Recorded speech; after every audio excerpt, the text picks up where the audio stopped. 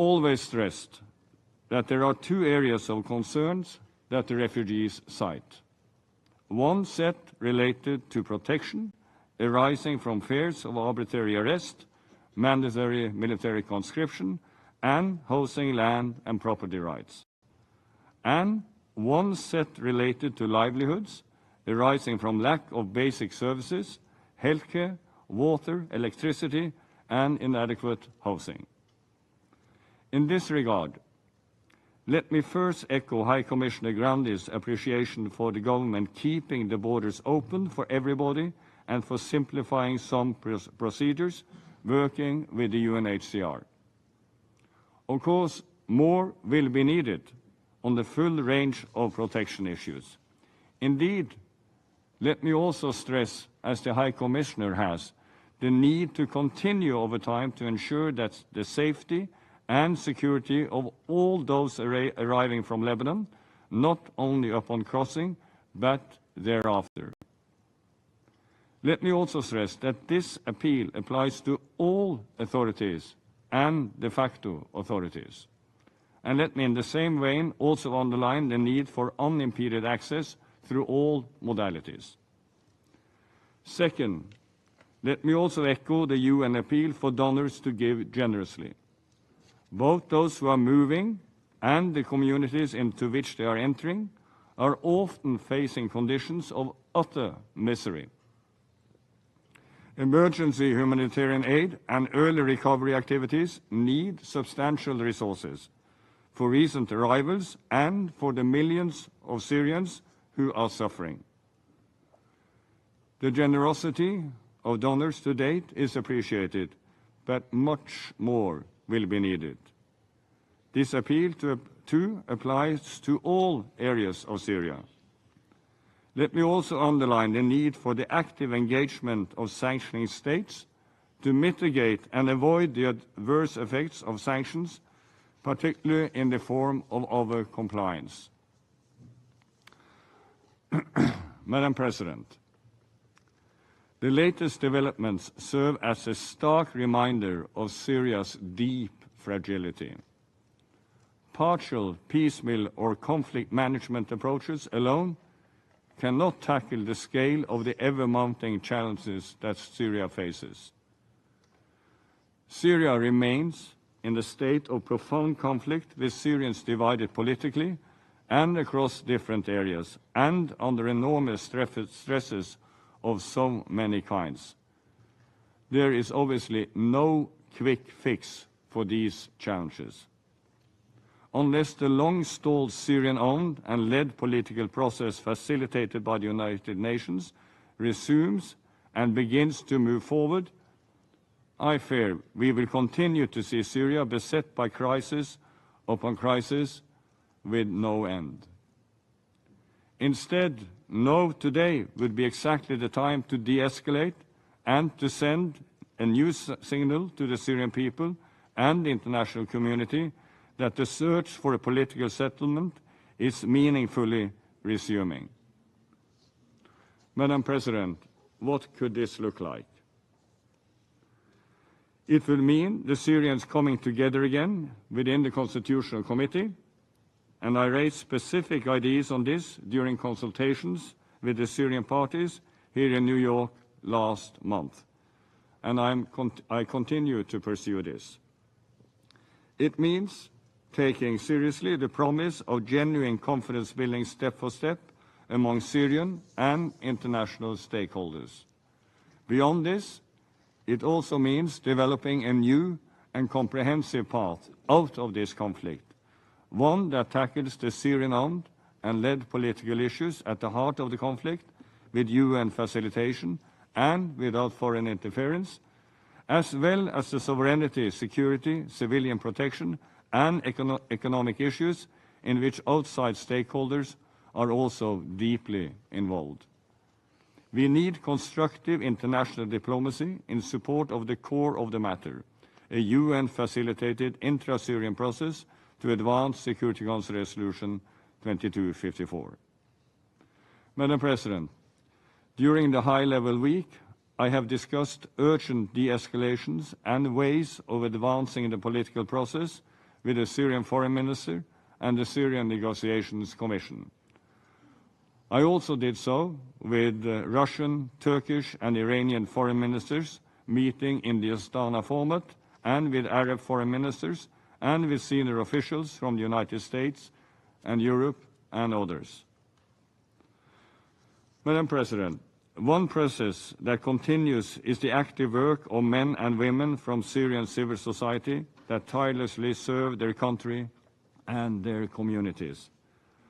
I thank Switzerland for its support of our efforts to facilitate processes of inclusion, dialogue and cooperation among Syrian civil society, particularly through the Civil Society Support Room. I'm very much looking forward to listen to Abir, who will brief us a little bit later. Many of the priorities of our office are informed by the insights that they share, and it is our honor to support and work together with them. The same is true with the Women's Advisory Board, whose insights and energy we continue to rely upon, and who work together across different lines. Last week, they spoke to me from all corners of Syria and outside too, conveying the impacts of the latest crisis on their communities. Syrians are stepping up to support arrivals from Lebanon in an already economically strained environment amid fears of further military and regional escalation. Syrian women continue to identify opportunities for the political process to move forward, build trust, and give voice to the voiceless. And everywhere, Syrian women are on the front lines, bearing the burden of this conflict for their communities and families, while advocating for an end to violence.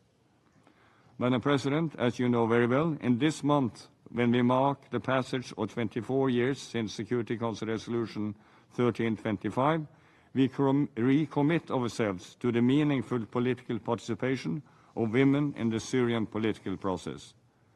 I remind the Syrian parties and all of you that sustainable peace only comes when the outcomes of a political process reflect the evolution and sacrifice of all members of society.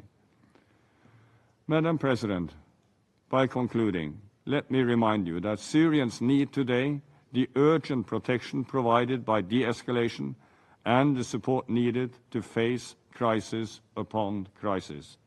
And they need an inclusive and comprehensive political path out of the conflict and the implementation of Security Council Resolution 2254 that restores Syria's sovereignty, restores the dignity of the long-suffering Syrian people, enables them independently to shape their country's future, and contributes to stability in the region.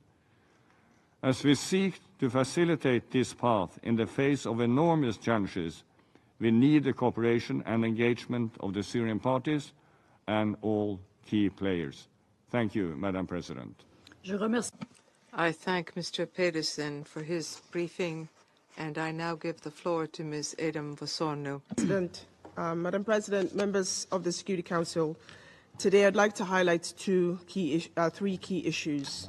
First, the growing impact of hostilities in the region on Syria, including the influx of arrivals from Lebanon, as Special Envoy Pedersen has just highlighted. Second, that this is adding to an immense and ongoing crisis in Syria. And of course, third, the critical need to ensure sufficient support for both emergency response and early recovery. Madam President, for months we've expressed concern about the dangers posed by the escalating conflict in the Middle East and its impact on the already dire humanitarian situation in Syria. We are now seeing these dangers unfold. Since September 23rd, more than 425,000 people have fled Lebanon into Syria. An estimated 72% are Syrians, again, you've just heard that, of whom almost 60% are children.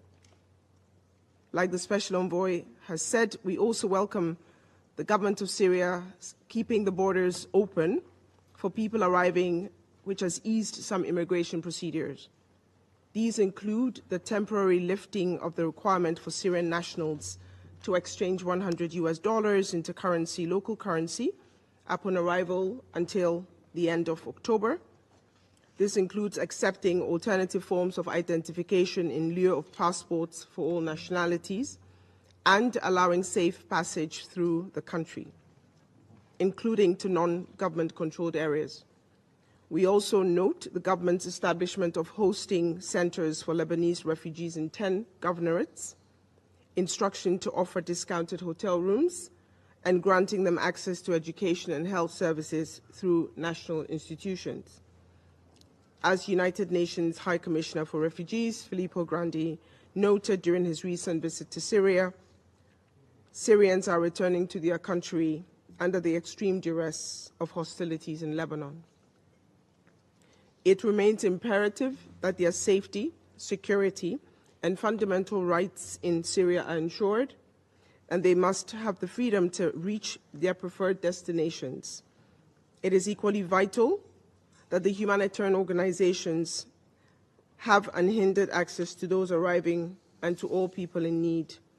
The United Nations is supporting the work of the Syrian Arab Red Crescent and other partners to provide immediate basic assistance to new arrivals, including water, food, blankets, health assistance, and legal support.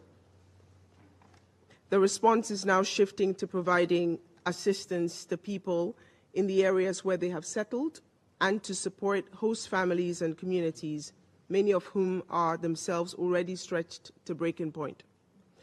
More than 40,000 people have arrived in northeast Syria.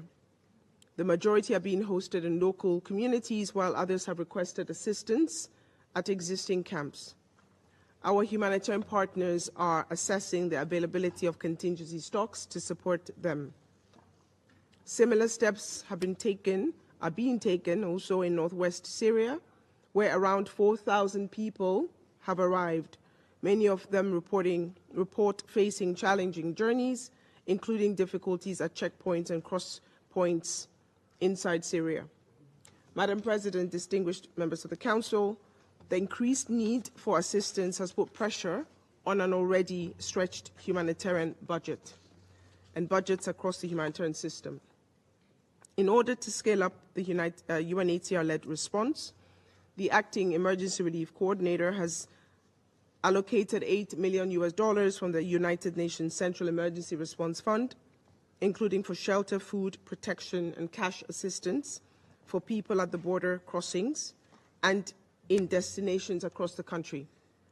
Today, I can announce that an additional $4 million from the United Nations CERF, Central Emergency Response Funding, will be provided in light of growing number of arrivals. The United Nations Syria Humanitarian Fund, managed by OCHA, is also preparing a complementary reserve allocation.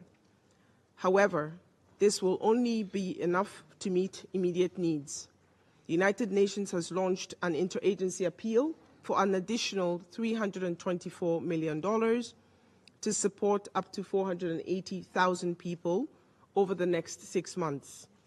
This is in addition to the ongoing activities in relevant locations under the Humanitarian Response Plan, which is seeking some $4.1 billion, which has received some 27% of the funding, which is $1.1 billion to date. Like the Special Envoy, I thank donors for their generosity in funding the humanitarian response in Syria, and we do urge further immediate support for critical activities under these plans.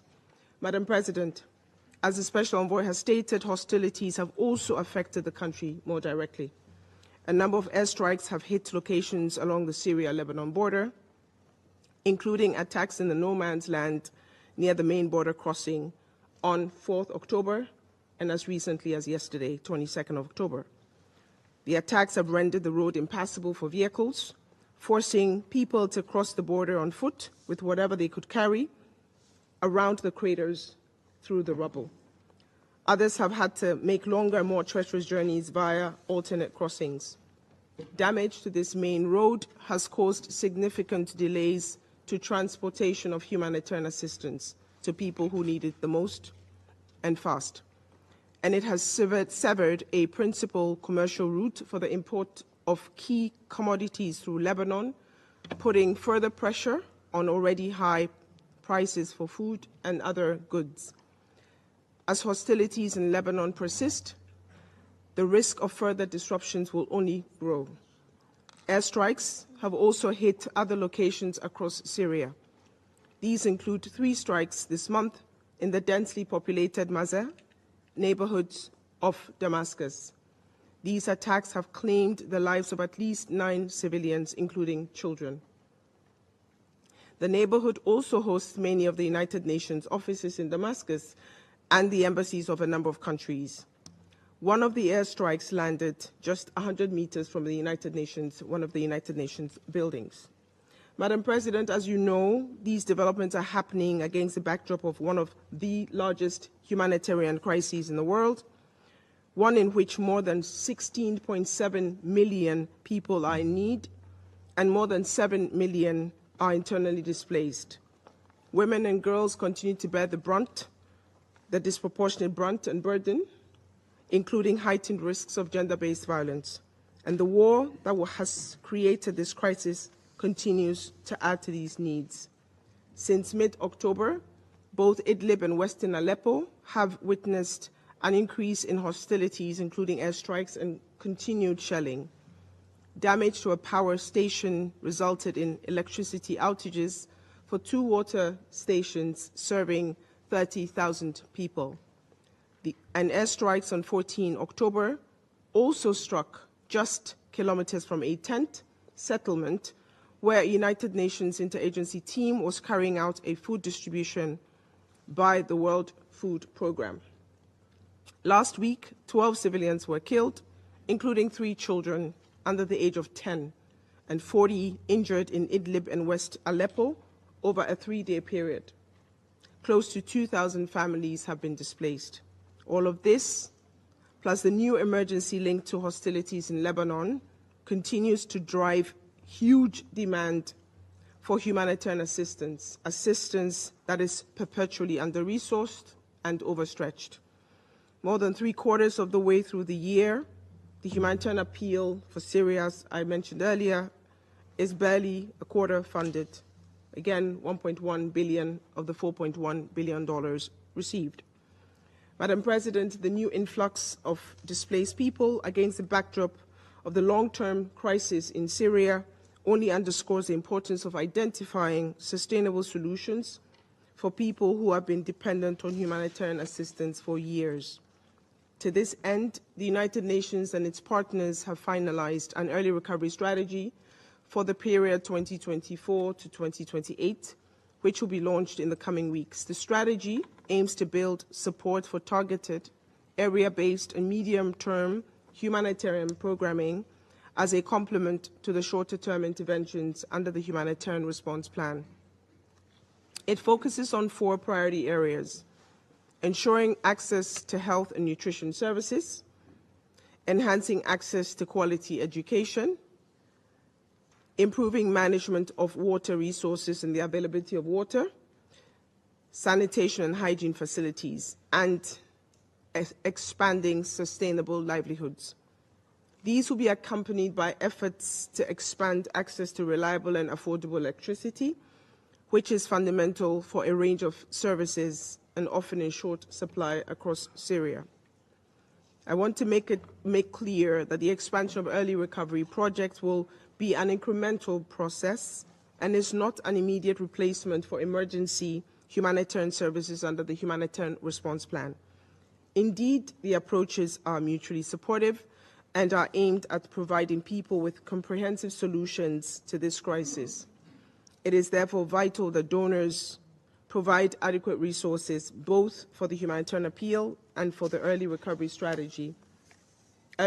under the new strategy.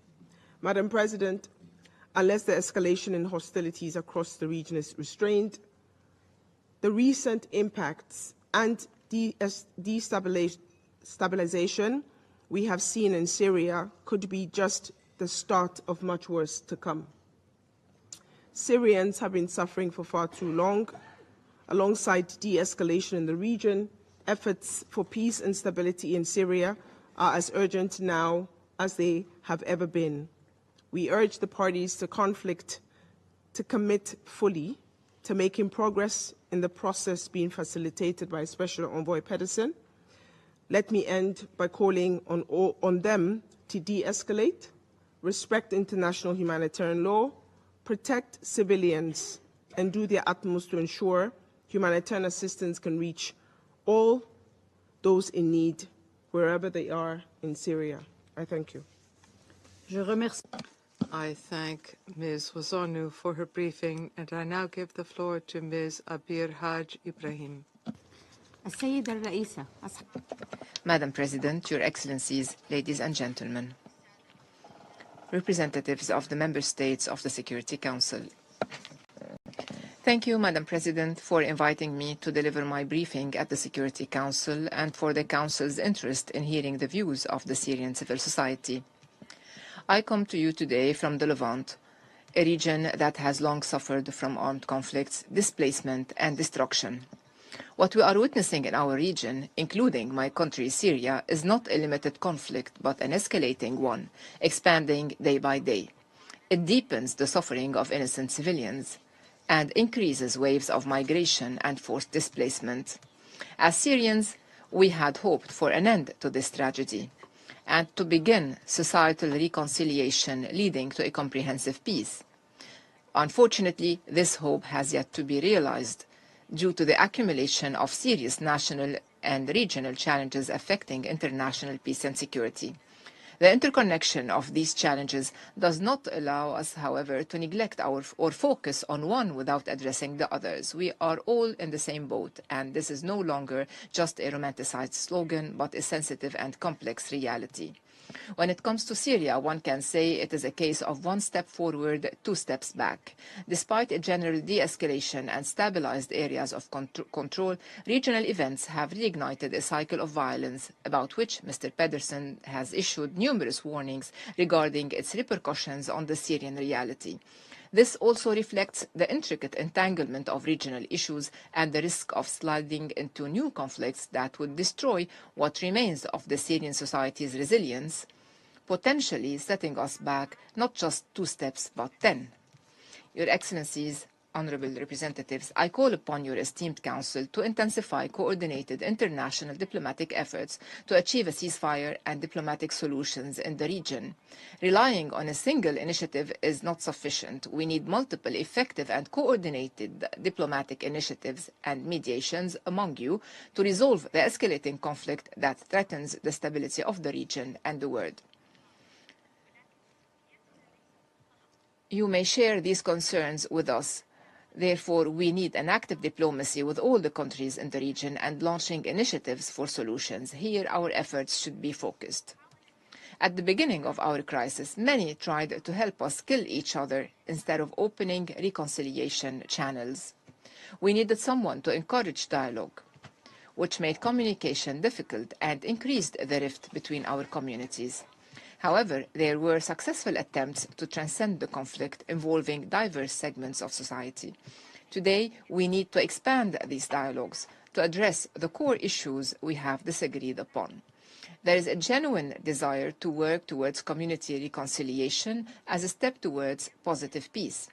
This reconciliation should reach as many communities in Syria as possible, focusing on our identities, belonging, and cultural differences constructively, in a way that would allow us to address our pain and wounds, including the release of detainees and abductees and revealing the fate of those forcibly disappeared by all parties. Our cities, under various authorities, must start serious dialogues to enhance understanding and open opportunities for peace building. The responsibility for leading these dialogues lies upon the civil society, and you have to support these efforts. Dialogue is also essential at the diplomatic level among all actors, and local dialogues can guide us towards the desired solutions. Projects related to livelihoods in Syria will not succeed without initiating serious dialogues about the economic blockade and over-compliance. This situation increases the likelihood of new conflicts over increasingly scarce resources, exacerbating the economic and social situation. Addressing the economic blockade and overcompliance is a crucial step to support projects that improve livelihoods and restore dignity to Syrian women and men. Let us build our schools, hospitals, and universities to offer our children and youth better opportunities away from violence and displacement. I stressed the need to expand consultations and coordination with the active women peace builders in Syria and across the region. Women, with their unique experiences and creative visions, are the most capable of offering initiatives that help end violent conflicts and achieve sustainable peace. You can also build genuine, equitable partnerships in a global ecosystem that includes civil society, governments, UN, local, international, and local organizations. All these stakeholders each have a strength to bring to the table.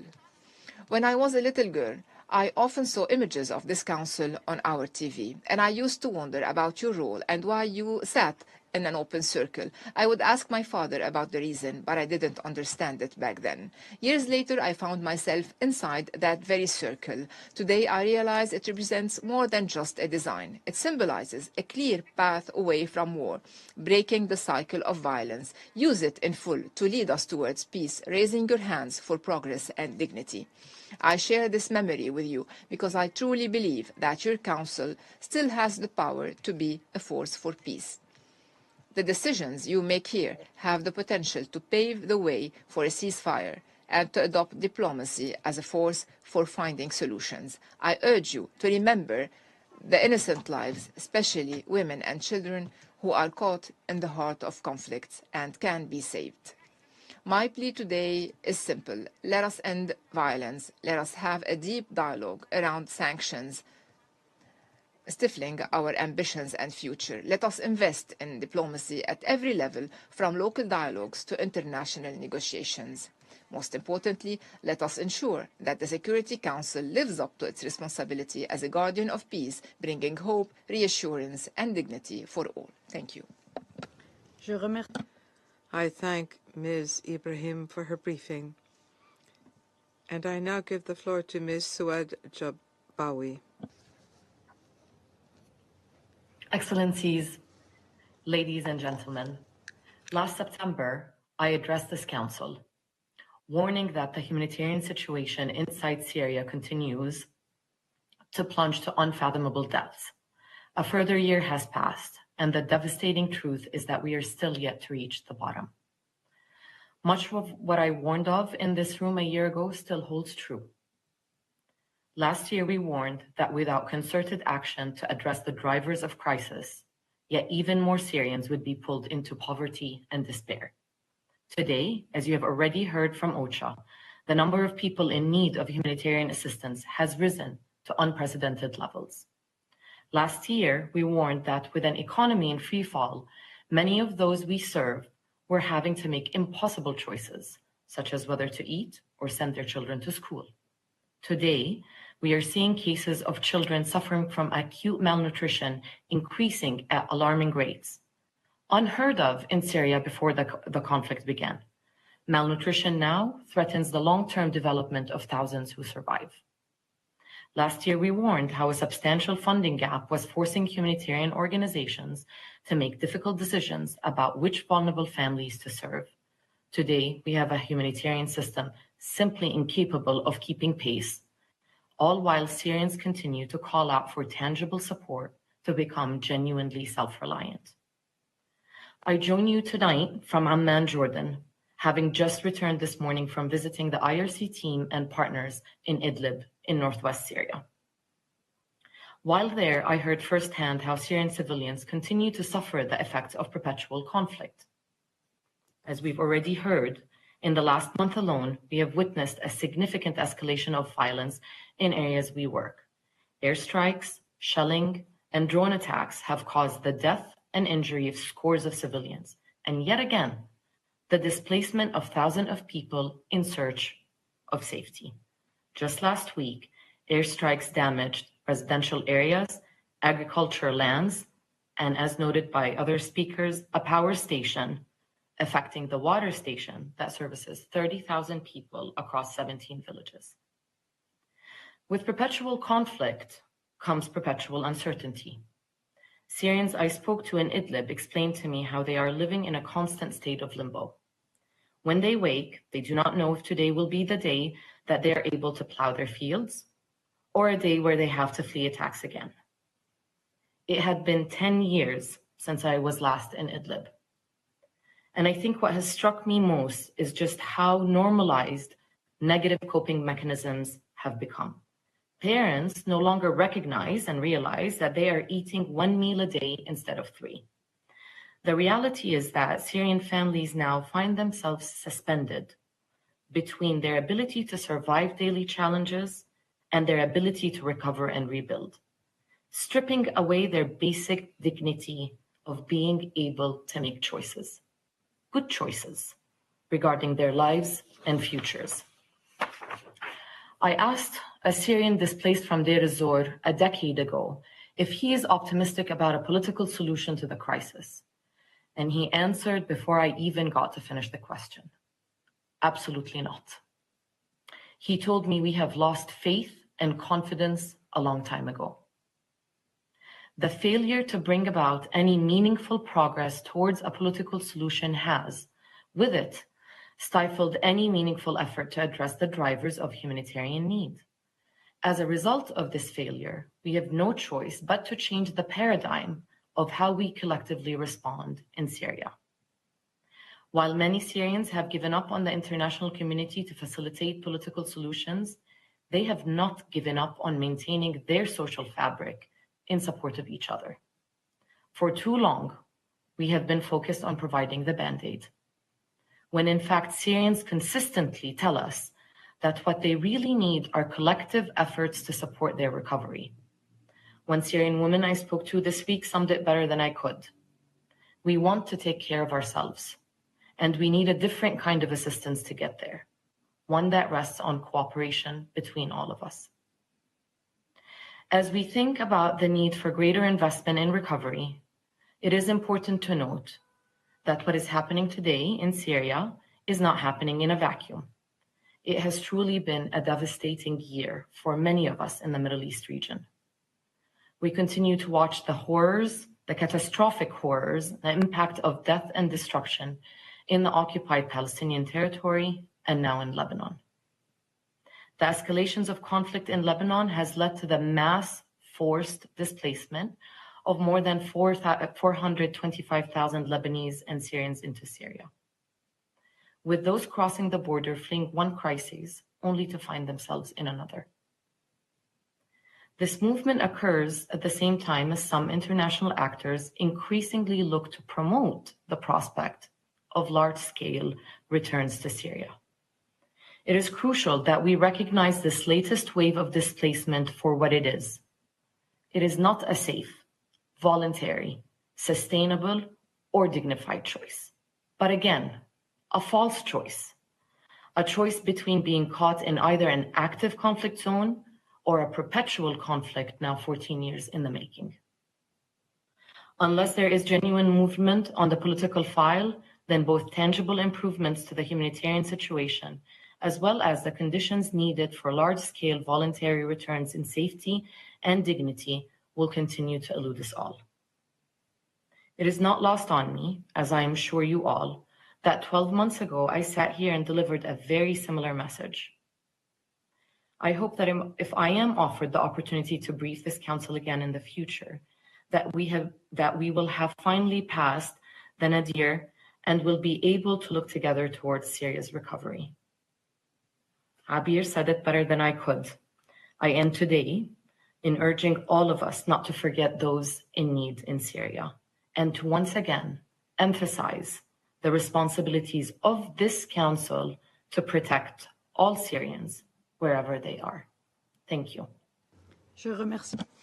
I thank Ms. Jadbaroui for her briefing. I now give the floor to those council members who wish to make statements. I give the floor to the representative of the United States. And thank you, Special Envoy Pedersen, Director Warsornu, and civil society support room representatives for your briefings.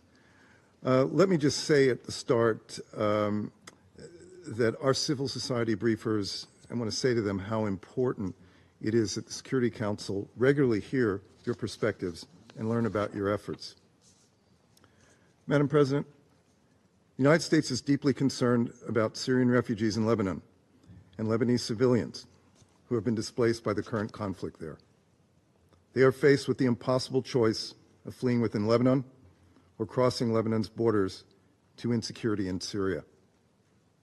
We are working to help the most vulnerable refugees, internally displaced persons, and host communities as they respond to the crisis.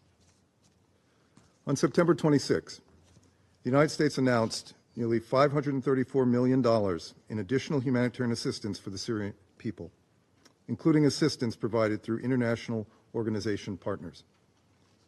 The United States continues to uphold our commitment to the Syrian people, as well as displaced Lebanese, and we urge other donors to join us in stepping up to fill the significant funding gaps so partners can continue to meet the needs of the most vulnerable. The regime and all parties in Syria must allow immediate and unhindered humanitarian access across all areas of Syria for as long as needs persist. We take note of recent improvements in UNHCR's access to returnees, both at the border and in their areas of return. We also note the Syrian regime's decision to temporarily suspend exploitative fees for Syrians returning to their country. These steps are positive, but long overdue, and much more work remains to be done.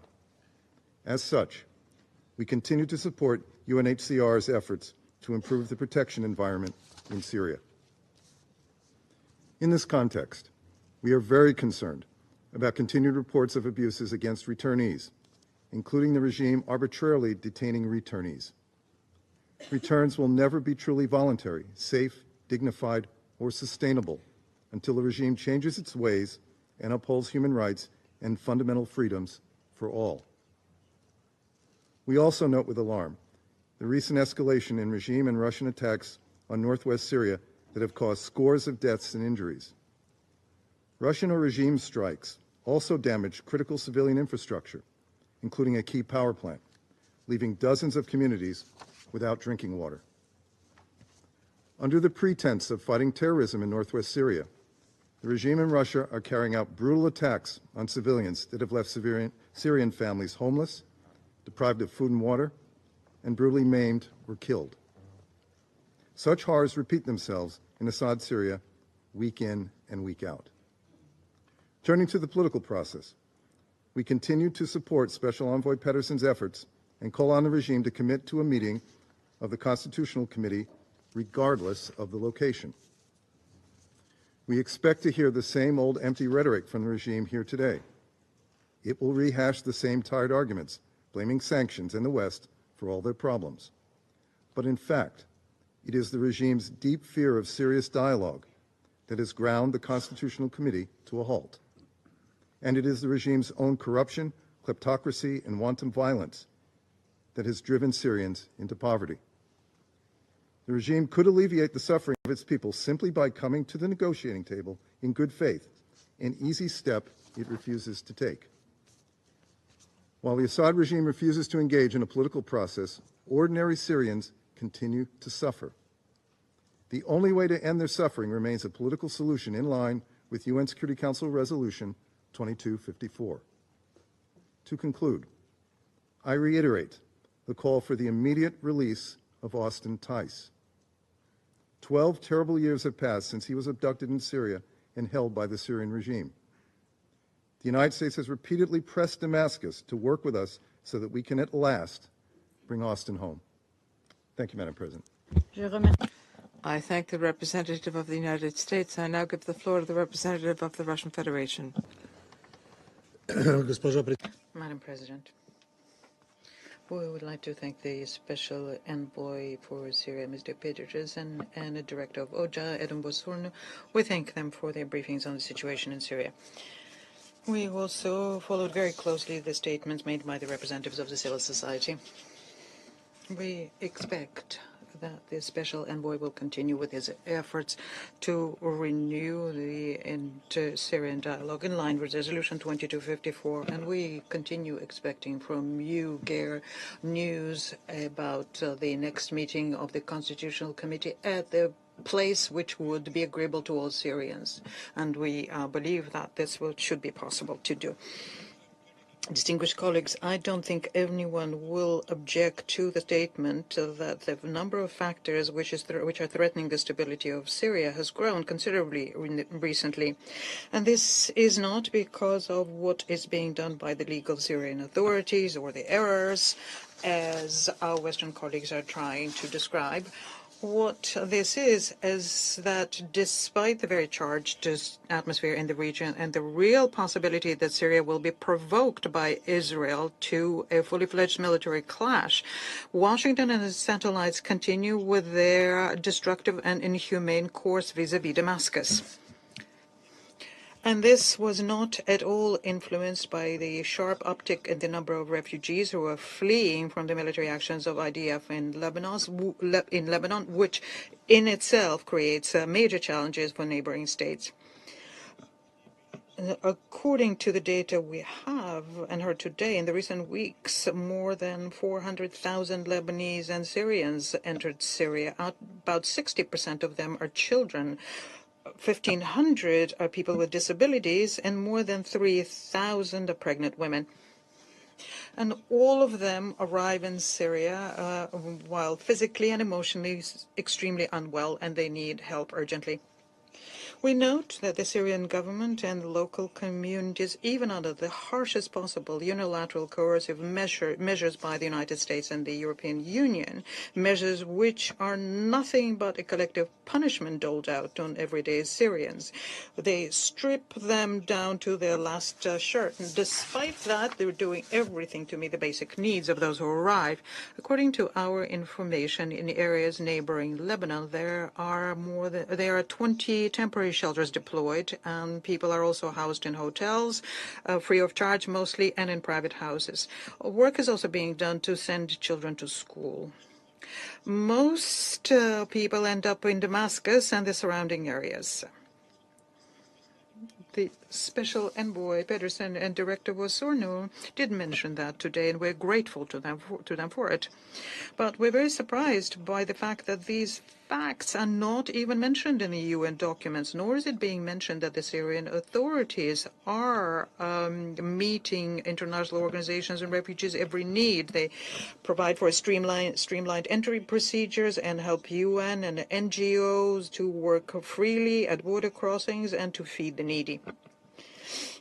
The UN has to provide an objective assessment of the efforts that are being made by the Syrian authorities. Time has come to end playing along with what is being done by the Western countries. For 7 years running now, they have not been able to allow the Secretary General to publicly distance himself from the Internal Secretariat document of 2017, which is called the Parameters and Principles of Humanitarian Assistance to Syria, which goes along with the anti-Damascus policy of the Western donors. It runs counter to the UN Charter and the UNGA Resolution 46/182 on humanitarian activity. I'm not even mentioned the so-called Friends of Syria, the Western countries here in this room, because they prefer talking about the horrors of Syria that the returning Syrians returning from Lebanon would have to face in Syria. The UN Secretary General and the staff need to be more decisive and assertive now and insist that donors stop politicizing assistance to Syrians. By the way, we learned that currently the UN bodies are working on something that's called the Early Recovery Plan for Syria. And we would like to know in advance what this plan consists of. We think that Damascus would want the same, and we insist on making sure that the first item in this plan consists of rejecting all politically biased preconditions for the launching of development projects.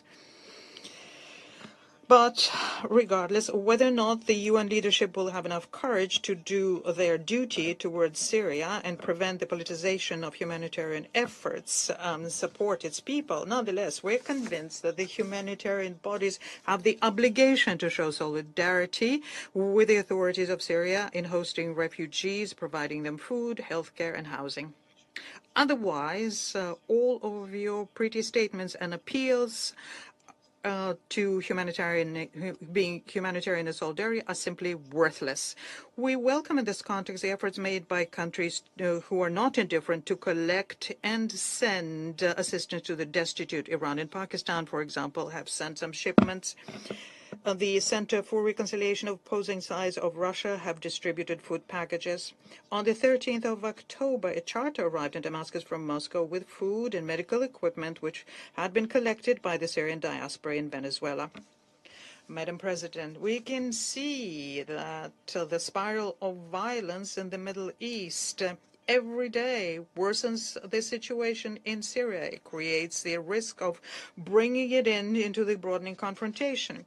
We're witnessing area bombardments and the ground invasion by the IDF into Lebanon, and we can see that the number of indiscriminate Israeli strikes against Syria, including Damascus and Latakia, is growing. According to the Syrian Human Rights Monitoring Center, since the beginning of 2024, 119 attacks were conducted. 97 of them involved aviation and 22 involved artillery. Basically, every day this leads to the death of civilians.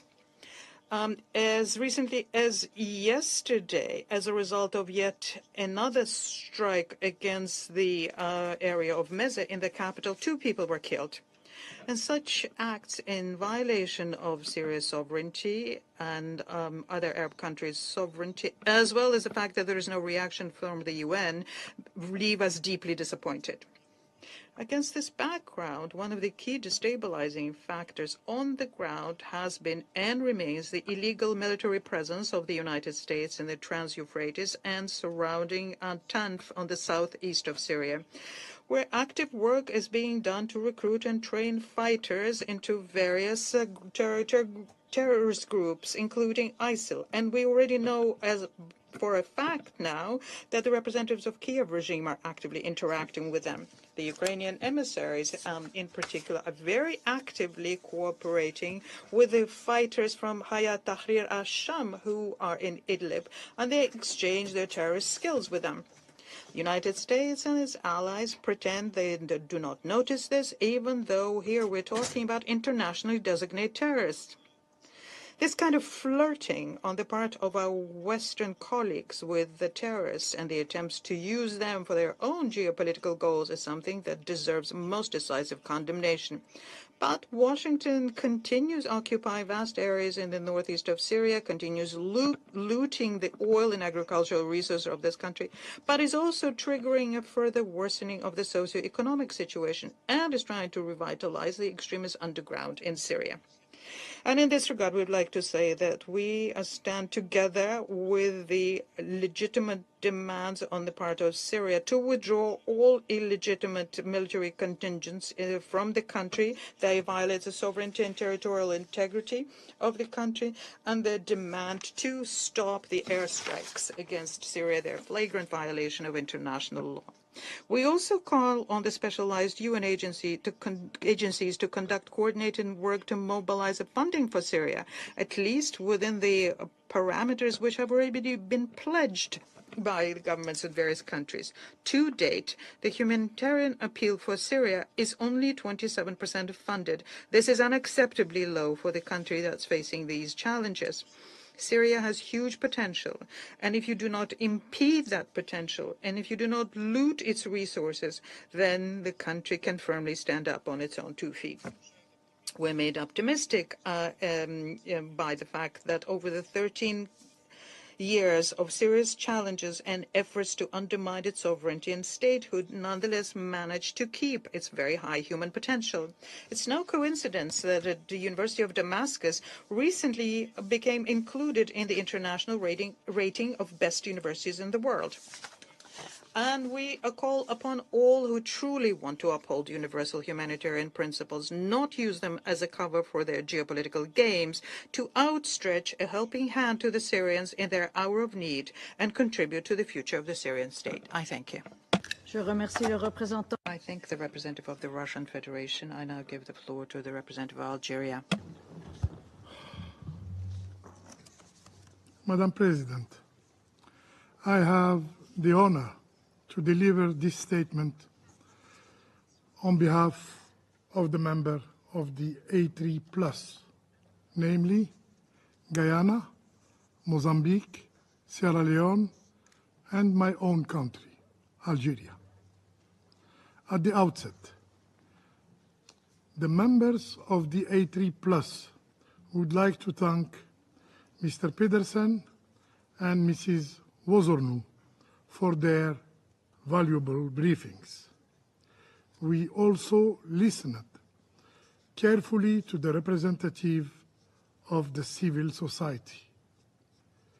The A3+ welcomes the participation of our colleagues from Syria, Iran, and Turkey at this meeting. I wish to express to the permanent representative of Turkey our heartfelt condolences to the family of the victim of these horrific terrorist attacks carried out today in Ankara. Our thoughts are with the people of Turkey during this difficult time, and we stand in solidarity with them as they face this tragedy. Madam President, we meet today as the situation in the Middle East continues to worsen, with the path to a viable solution becoming increasingly elusive and complex. The suffering of the Syrian people has persisted for far too long, and it is imperative that we work seriously towards its resolution.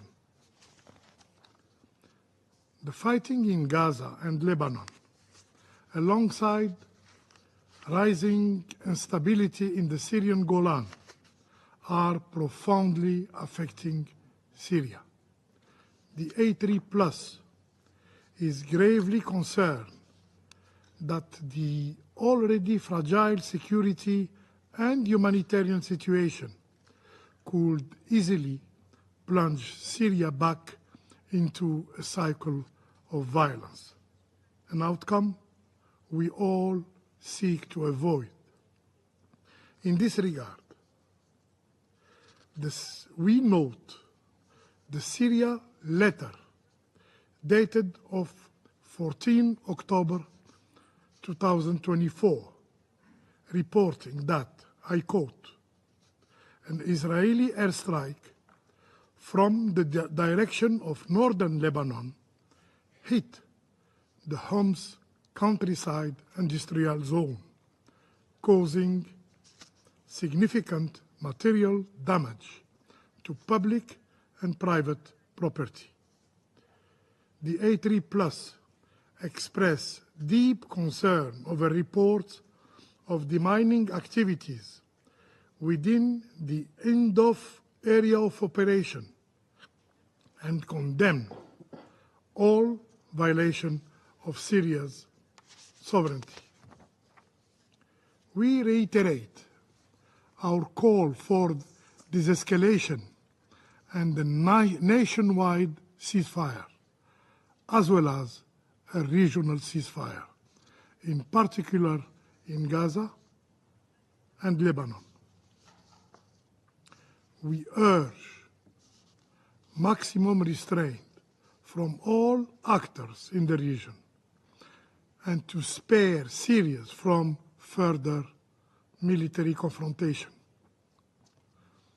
The recent incident reported over the past weeks, coupled with the re-emergence of the terrorist threat in Syria, remind us all of the urgent need for a political solution to the crisis, one that safeguards Syria's unity, Syria's sovereignty, Syria's independence, and Syria's territorial integrity. We must ensure the continued protection of the UNDOF presence on the Golan and uphold the 1974 disengagement agreement, which has been a cornerstone for regional stability in decades. The A3 Plus reaffirmed its support for a Syrian-owned and a Syrian-led political process, which is the only pathway to a solution as laid out in Resolution 2254. In this regard, we emphasize the urgency of convening the Constitutional Committee. In this context, we renew our support to the Special Envoy in his endeavor and call on all stakeholders to engage constructively with him to break the current deadlock in the political process. The A3 Plus believes that through inclusive dialogue among Syrians, with the backing of the international community, a sustainable solution can be achieved. Madam President, OCHA's briefings have consistently highlighted the alarming humanitarian situation in Syria. The humanitarian response plan is only 27% funded, while 70% of the population is in need of humanitarian assistance. This dire situation has been exacerbated by the recent influx of Syrians returning to their country. According to UNHCR, over 400,000 people have fled the violence in Lebanon and crossed back into Syria. Addressing this emergency will require tremendous effort and support from the international community to mobilize significant resources. And Syria was not prepared for this crisis and will not be able to manage it alone. The A3 Plus calls on all donors to assist Syria and the humanitarian community in supporting Syrian returnees and Lebanese refugees. We also express grave concern about the impact of the humanitarian crisis on children, particularly on their education and mental health. With one third of children reported to be suffering from psychosocial distress. Rehabilitating Syria's health system is crucial. The A3 Plus looks forward to the launch of the early recovery strategy and welcomes the focus on health and nutrition services within its framework. While the international community must not lose sight of the ongoing humanitarian emergency, the A3 believes that a developmental approach is equally necessary. Syria cannot rely on humanitarian aid indefinitely. It must be empowered to face its socio-economic challenges, including by the lifting of unilateral sanctions. In conclusion, Madam President, the A3 Plus firmly believes that the solution to Syria's crisis can only be political and must be decided by the Syrian people themselves.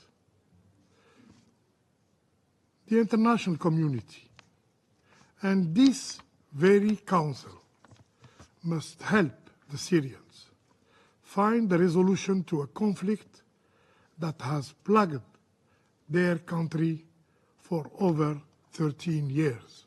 I thank you. I thank the representative of Algeria. I now give the floor to the representative of Slovenia. President, I thank Special Envoy Pedersen and OCHA Director Osorno for their briefings, as well as Ms. Ibrahim and Ms. Jarbawi for their valuable contributions. Madam President, against the backdrop of escalating tensions that are engulfing the wider Middle East, progress on a political solution in Syria and beyond is urgently needed. In addition to intensified hostilities in parts of Syria, we are witnessing the spillover effects of regional escalations, in particular the war in Gaza and the ongoing hostilities in Lebanon. As we've heard today from the Special Envoy, they both have a direct impact on Syria. The situation is not sustainable and the need for maximum restraint and calm is critical.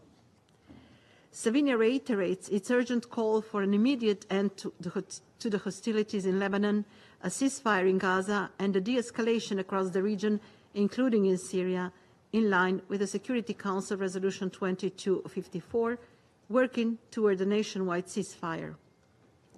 The implication of regional tensions for Syria and Syrians are alarming. Tens of thousands of Syrians, many of whom have been displaced multiple times, are once again fleeing for their lives. On the other hand, hundreds of thousands of children, women and men are crossing into Syria on foot, gripped by overwhelming fear and anguish. They urgently require humanitarian assistance. Reports indicate that at least 60% of those crossing are under the age of 18. Among them are Syrians who had already fled to Lebanon because of the conflict in their homeland. Now, they face a state of terror and destitution, forced to relive the nightmare and uncertainty of displacement yet again. We should be under no illusion that Syrians are making voluntary and informed decisions to return to Syria. Slovenia is particularly concerned about the reports that a number of Syrians who crossed from Lebanon into Syria to flee the war have been arrested upon their arrival. Syria already has one of the highest numbers of detained, abducted and missing persons in the world. It is clear humanitarian imperative that the fate and whereabouts of missing persons in Syria are clarified. The current displacement crisis adds an additional burden on Syria and its local responders, who are still in the midst of a widespread humanitarian crisis, with almost 17 million people in need of humanitarian assistance throughout the country, the highest in over a decade of conflict that severely damaged basic civilian infrastructure. Slovenia also reiterates that Syria needs sustainable, predictable, and efficient aid flows, including cross-border and cross-line aid, across the entire country for as long as needed. Humanitarian actors need greater predictability to plan their activities, and they must be able to conduct their work safely. This can be done only if all parties comply with international humanitarian law. Madam President, in conclusion, as the situation is becoming more dangerous and unpredictable with each passing day, we reiterate our full support to Special Envoy's efforts, and we call on all parties to cooperate substantively and fully toward delivering a lasting political settlement in Syria. Peace is definitely worth more than any political or military victory. People of Syria need and deserve peace after enduring over a decade of war. Peace will only be sustainable if inclusive and just. It is therefore worth repeating that accountability and justice for victims are a sine qua non towards achieving this goal. Everyone responsible for breaches of international humanitarian law and violations and abuses of human rights must be held accountable. I thank you. I thank the representative of Slovenia, and I now give the floor to the representative of Japan. Thank you, Madam President. I thank Special Envoy Pedersen and OCHA Director Wilson for their informative briefings. I also thank Ms. Abil Haj Ibrahim and Ms. Suad Jarvawi on their briefings. The rapid escalation of hostilities in Lebanon between Israel and Hezbollah over the past month has taken a toll on Syria. More than 425,000 people, both Syrian and Lebanese, have fled across the border. This has created enormous humanitarian needs and caused the already precarious security situation to deteriorate even further. The international community must act to halt the expansion of the crisis, destabilizing the Middle East. In order to prevent further escalation of the conflict in Lebanon, Japan strongly urges the parties to exercise maximum restraint and to make sincere efforts toward a diplomatic settlement. Madam President, regarding the political track in Syria, Japan reaffirms its support to Special Envoy Pedersen and his engagement with all stakeholders. We also note his meetings in late September with Syria's new Foreign Minister, Bassam al-Sabag. The international community needs to continue backing the Syrian-led and Syrian-owned political process established in Security Council Resolution 2254 and extensive facilitation efforts led by the Special Envoy. It is regrettable the Constitutional Committee has not convened for more than 2 years. Japan expresses its strong hope that it will do so at the earliest. Madam President, even before the arrival of people fleeing Lebanon, Syria was facing one of the biggest humanitarian crises in the world. Life for Syrians has seen no significant improvement for years. More than 70% of them are in need, lacking critical infrastructure and suffering from high inflation and a severe economic downturn. Japan emphasizes the necessity of effectively implementing all available modalities to deliver the aid. We value the continued efforts to enhance cross-line deliveries. At the same time, smooth cross-border support is crucial to accommodate the needs of the population in northwest Syria. We stress the importance of supporting the efforts of relevant UN agencies under the coordination of OCHA. It is worrisome that the humanitarian response plan for Syria is still significantly underfunded, with a greater funding shortfall than at this time last year. Since 2012, Japan has provided emergency and humanitarian aid through UN agencies and others, which amount to $35 billion. We encourage donors to provide whatever assistance they can to address the urgent needs of the population. Additionally, it is essential to invest in early recovery and resilience to help establish a strong foundation for a stable and safer Syria. Madam President, Japan is committed, both through humanitarian aid and political engagement, to support the people of Syria and their aspirations for a better future. I thank you. I thank the representative of Japan. I give the floor to the representative of Ecuador. Yes. Thank you, Madam President. I welcome the information provided by Special Envoy Geir Pedersen, by the Director of OCHA Operations, Edem Wosornu, and the representative of civil society. I also welcome the presence among us today of the permanent representatives of Syria, Iran, and Turkey. Colleagues, Ecuador recognizes the efforts of the Special Envoy to promote trust and renew political will among the stakeholders in order to reactivate a multi-stakeholder dialogue and substantive dialogue pursuant to Resolution 2254 of 2015. The escalation of violence and instability in the region have direct consequences on security in Syria and are a threat to peace and security in this area. It is urgent to implement coordinated diplomatic actions in order to ensure an immediate cessation of hostilities in Lebanon and in Gaza, as well as to halt the spread of terrorism and violent extremism in the Syrian territory. My delegation joins the appeal by the international community for moderation and restraint, diplomacy for peace, and a genuine concern about the impact of violence on the civilian population must prevail.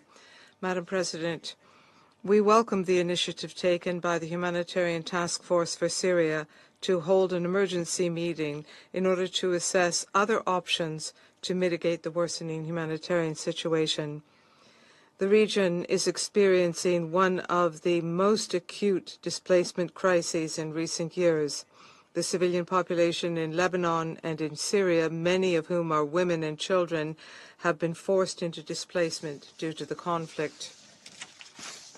It is essential to mobilize funds to address humanitarian needs of IDPs during transit and in shelters, and also to address the specific needs of unaccompanied minors and reduce their vulnerability to other forms of violence, such as sexual and gender-based violence, as well as trafficking for purposes of exploitation, to mention but a few.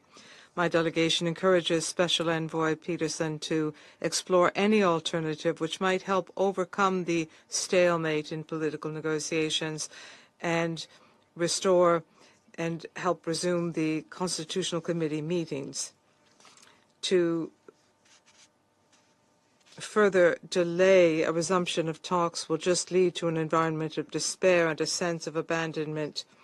Let me state and underscore that the only way out of the crisis in Syria is political. We must do everything possible and exhaust all efforts to bring relief to the civilian population and open the path for peace and national reconciliation. I thank the representative of Ecuador, and I give the floor to the representative of the United Kingdom. I thank Special Envoy Pedersen and Director Wasornu for their briefings.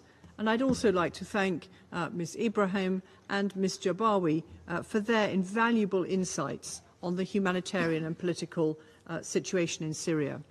I'd like to make 3 points today. First, the conflict in Lebanon has had a devastating impact on civilians, including Syrians, who had sought refuge from the Assad regime in Lebanon. Hundreds of thousands of Syrian, Lebanese and Palestinian people are now fleeing into Syria, where, tragically, they will face further conflict. However, let me be clear that this movement of people does not mean that Assad has met the conditions to facilitate the safe return of Syrians, something we and the international community have long called for. Syria remains unsafe for voluntary, safe and dignified returns. Sadly, those fleeing are motivated by desperation and not the promise of a safe home. We urge the Syrian authorities to protect the rights and safety of these displaced civilians. Whilst UNHCR's increased monitoring capacity on the border is welcome, it is essential that the UN has full access to continue this monitoring across the country. Second, as we've heard from our briefers, the humanitarian situation in Syria, with a record 16.7 million people in need, threatens to deteriorate even further with dwindling resources. We cannot allow essential services to collapse. A coordinated response across Syria, building on existing humanitarian structures, is urgently needed to respond to these needs. For our part, the UK has mobilised programming and funding in response to the displacement crisis in Syria, committing over $3.8 million. As needs continue to grow, it is essential that humanitarian organisations can deliver life-saving assistance free from interference or restriction. Third, we are concerned by the increased violence and civilian casualties across Syria in recent weeks. This includes in northwest Syria, where attacks by the Assad regime and its Russian backer have displaced thousands of Syrians and resulted in civilian casualties. Airstrikes have been conducted near displacement camps, have halted schools and health services, and have impacted water distribution facilities. All of this in a region where humanitarian need is already staggering. The escalation across the region is a sobering reminder of the devastating price civilians pay for ongoing conflict and violence. The solution in Syria is clear, and I reiterate our call for the Assad regime and all parties to Syria's conflict to engage meaningfully in the political process in line with Resolution 2254. I thank you. I thank the representative of the United Kingdom. I now call on the representative of Malta. Thank you, Madam President, and I thank Special Envoy Pedersen and Director Wasornu for their briefings. I also thank Ms. Ibrahim and Ms. Jarbawi for sharing their experience with us today. Madam President, the consequences of the ongoing instability in the region, most vividly the Israel-Hamas war in Gaza and the ongoing military operations in Lebanon, are evident. In the past week, we have witnessed airstrikes targeting Damascus and Latakia. Bombardment in the northwest of Syria by Russian aircraft and shelling by the Syrian army has resulted in civilian casualties, the damage of schools, and the forced displacement of hundreds of families. Israeli airstrikes in Lebanon have displaced nearly 400,000 people, forcing both Syrian refugees and Lebanese civilians to seek shelter in a war-torn Syria. Civilians are already paying the highest price. An immediate and unconditional ceasefire in Gaza and Lebanon is urgent, including to prevent a catastrophe that would engulf the entire region. Before these recent escalations, the humanitarian toll of the crisis in Syria was already staggering. Over 70% of Syria's population is in desperate need of assistance. The malnutrition crisis has tripled in 5 years. The cost of living has doubled, and 3.1 million people now face acute food insecurity. These are not just numbers. They reflect the daily suffering of millions. Malta commends the tireless work of OCHA and its humanitarian partners who, against all odds, are reaching over 4 million Syrians each month. The UN and its partners are a critical lifeline to the most vulnerable across the country. We are also heartened by the UN's vaccination catch-up campaign and the scaling up of winterization efforts, both of which will provide much-needed relief in the coming months. Unhindered humanitarian access remains essential. The most direct routes for cross-border and cross-line assistance must remain open. As long as the humanitarian needs persist, so too must the access routes, ensuring that help reaches all those in need. Yet, we cannot ignore the larger humanitarian gap in Syria. The lack of adequate resources, not only for emergency assistance, but also for early recovery, livelihoods, and resilience building, remains a significant concern. Madam President, this Council has a clear mandate and responsibility. We must ensure the full implementation of Resolution 2254. The ill-fated obstructions by all parties to the conflict in Syria must now end. Damascus and the Syrian opposition must act and engage now. A nationwide ceasefire remains the immediate necessity. All parties must commit to moving forward with the resumed Constitutional Committee and engage earnestly with the good offices of the Special Envoy. Only through genuine dialogue can we begin to build the just and lasting peace the country deserves. In this regard, Malta reaffirms its support for the UN's independent institution on missing persons and emphasizes the importance of carrying out this mandate in a gender-responsive and survivor-centered manner. After 14 years of war, Syria's future hangs by a thread. Its economy, security, and society are in ruins, and millions have fled, fearful to return. The current wars unfolding across the Middle East threaten to tip Syria into total collapse. The responsibility falls on this Council and those with influence over the parties to ensure that civilians of Syria are protected from the devastating consequences of an all-out regional war. I thank you, Madam President. I thank the representative of Malta. I give the floor to the representative of France. Madam President, I would like to thank Mr. Peterson and Ms. Osorno for their briefings, and I thank Ms. Haji Ibrahim and Ms. Jabawi for their statements. I also would like to express condolences to the Permanent Representative of Turkey in the wake of the terrorist attack in Ankara today. The crises in Gaza and Lebanon present the danger of a regional conflagration which can extend to Syria, and we have to do everything that it doesn't happen. All of the actors have to show restraint and work towards de-escalation. Civilian populations will be the first to pay the price if a new front is opened. These regions are in addition to the continued hostilities in Syria with the re-emergence of Daesh, the traffic of Captagon, and continued violence by the regime and its supporters against the people. The Russian bombardments on the 14th, 16th against the population of Idlib resulted in dozens of deaths, and they've shown that.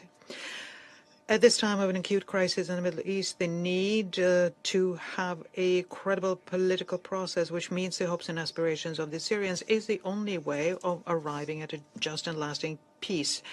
We already provide there is a tangible and verifiable progress towards a political process to start lifting sanctions and consider financing reconstruction. But in the immediate future, we would like to reiterate our trust in Mr. Peterson to implement all of the aspects of Resolution 2254.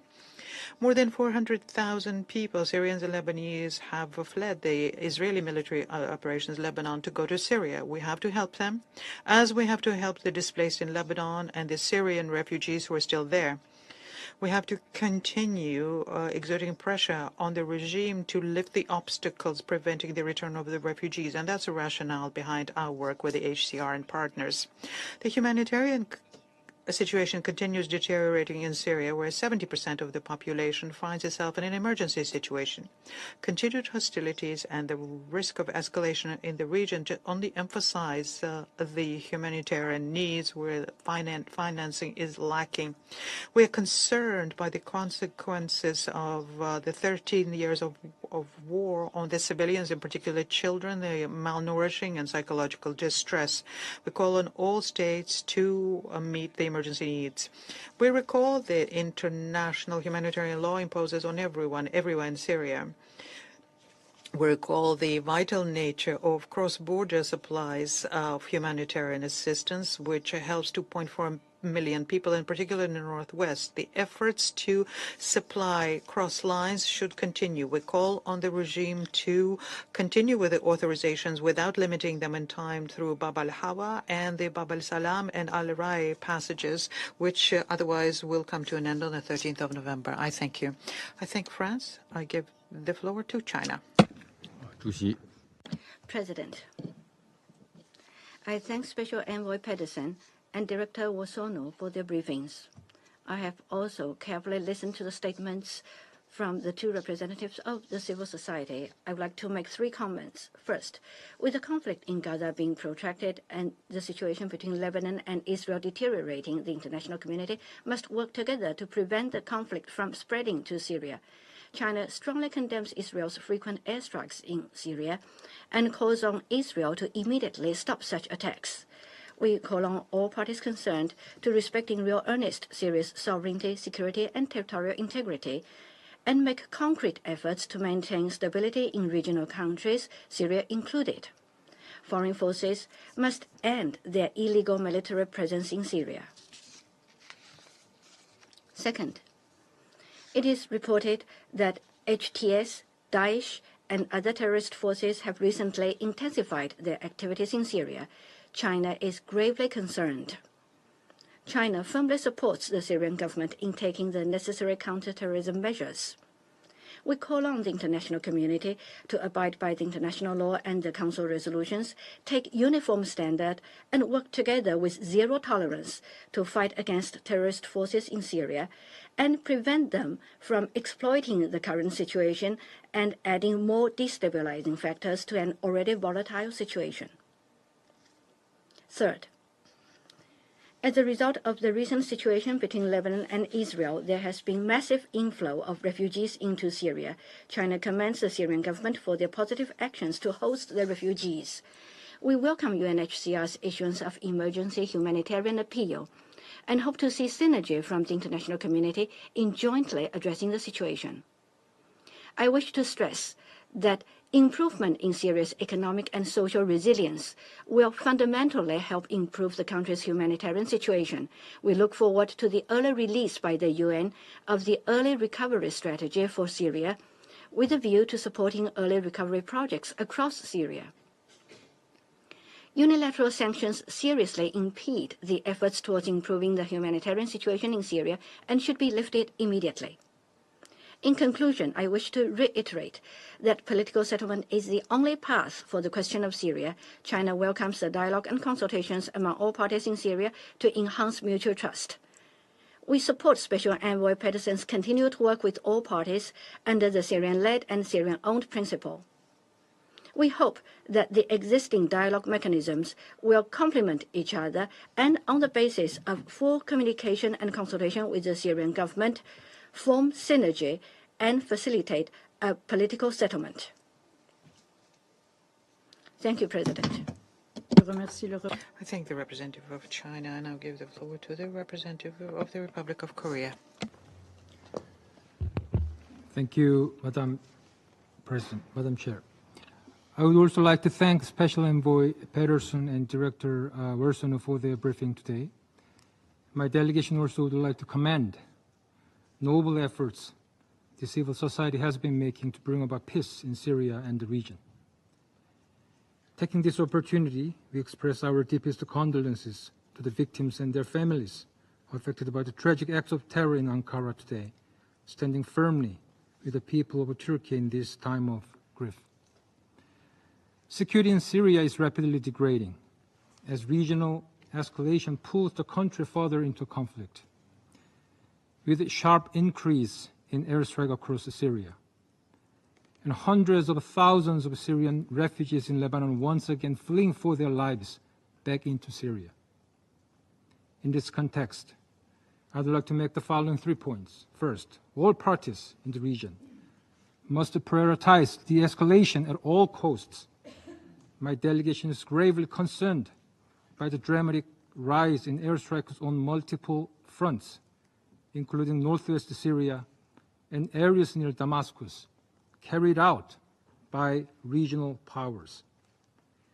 Exploiting the current situation, while seemingly advantageous, will only further destabilize Syria and the wider region, serving no one's long-term interests.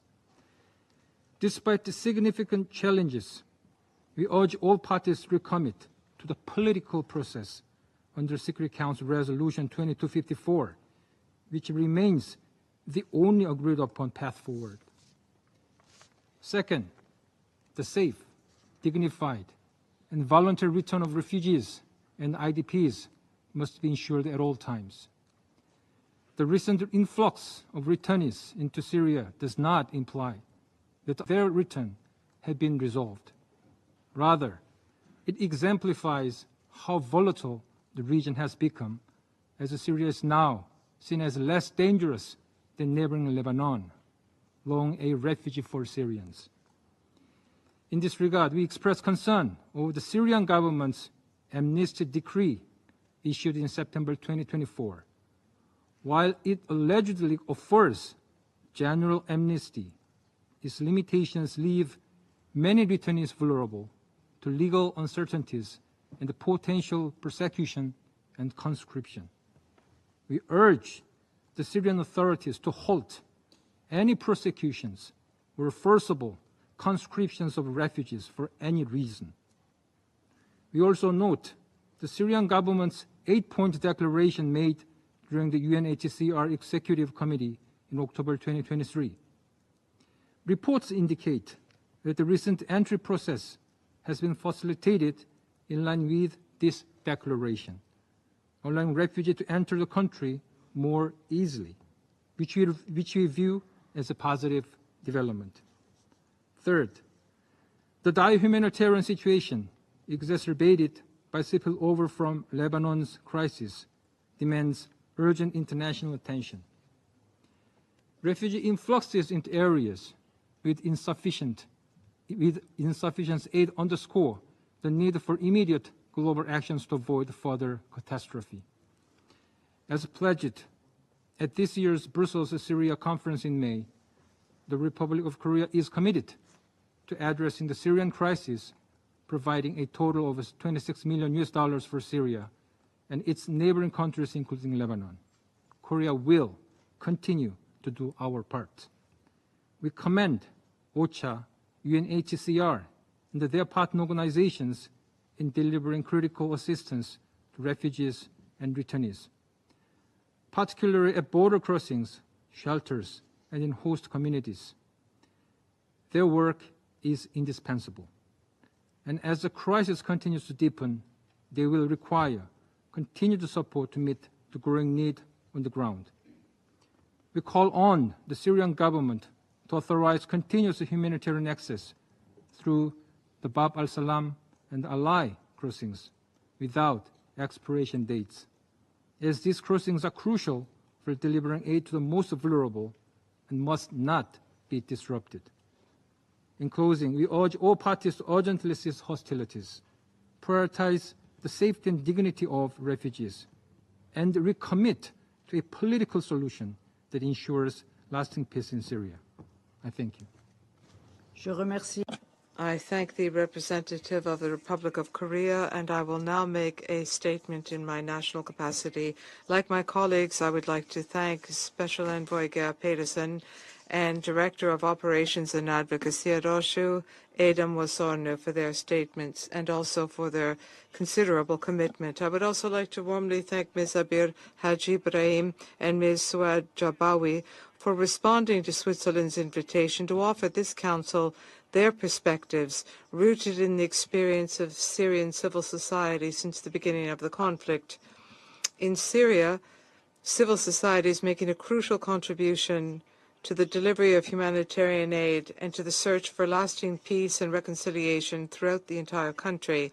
In this respect, it is important to highlight the role of Syrian women who are constantly committed to an inclusive political process led by Syria under the auspices of the UN and its Special Envoy in accordance with UN Security Council Resolution 2254. On their own initiative or through platforms such as the Civil Society Support Room and the Women's Consultative Council under the aegis of the Special Envoy's Office, Syrian women are working tenaciously to heal the wounds and rebuild the social fabric that a decade of conflict has torn apart. Working to provide answers to the relatives of people who have disappeared as a result of the conflict is an integral part of this action. Syrians have the right to know what happened to their missing relatives. Switzerland therefore encourages civil society as well as all states concerned to cooperate with the Independent Institution on Missing Persons, whose mandate is strictly humanitarian. We welcome the forthcoming appointment of a person to head this Geneva-based institution and hope that it will soon be fully operational.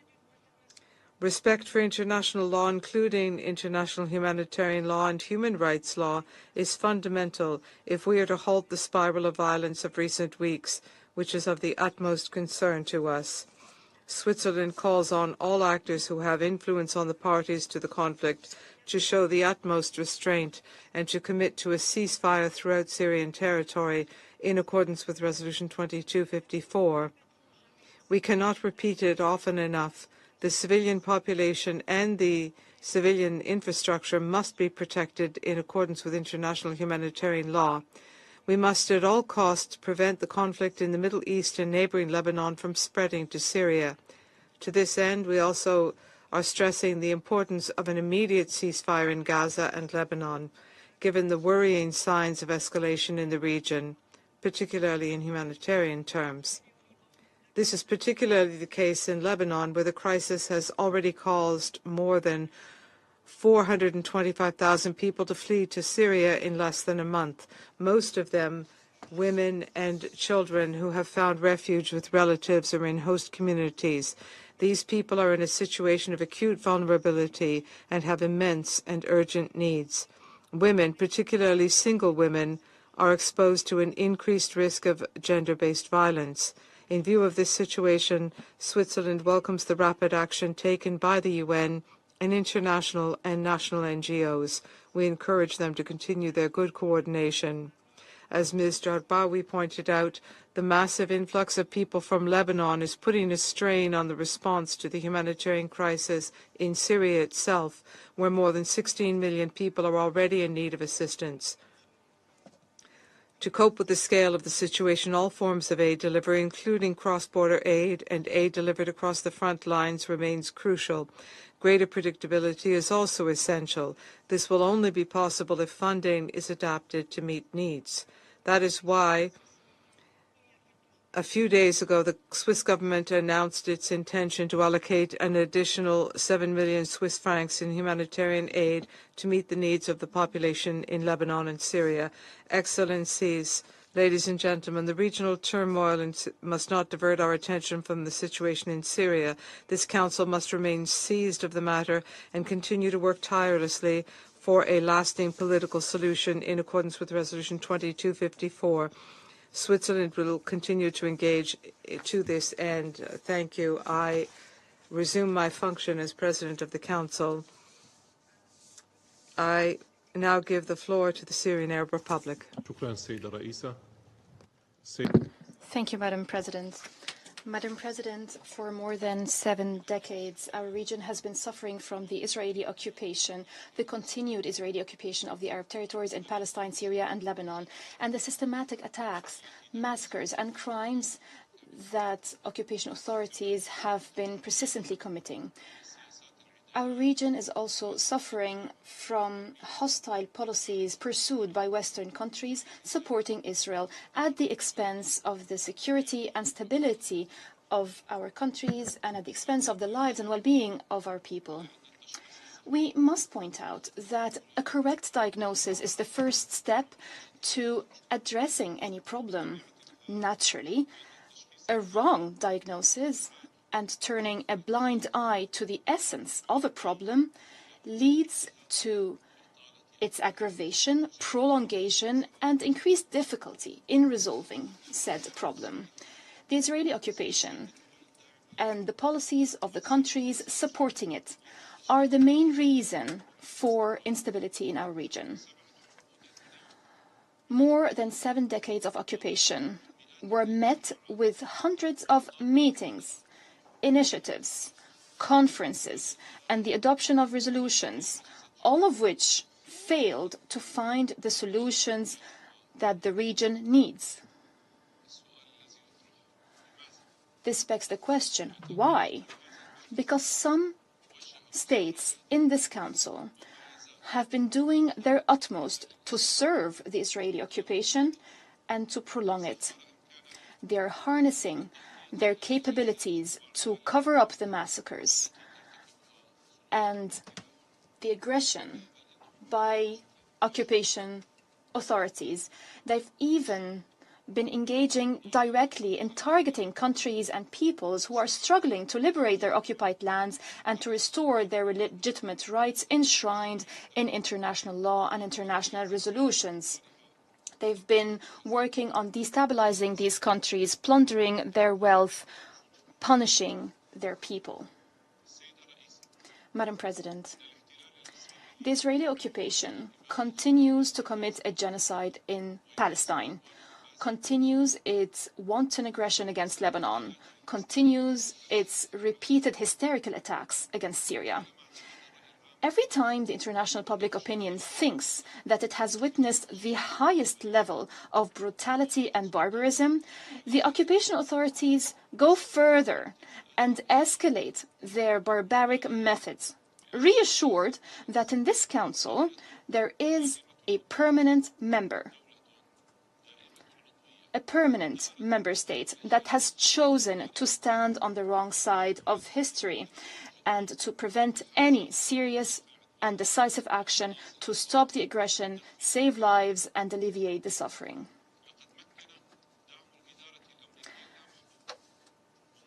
The unlimited and multifaceted support of the U.S. administration has enabled the occupation authorities to escalate their aggression and increase the frequency of their attacks on the territories of my country, Syria. Over the past few days, these attacks have targeted several residential buildings in the capital, Damascus, claiming the lives of innocent civilians and terrorizing peaceful citizens.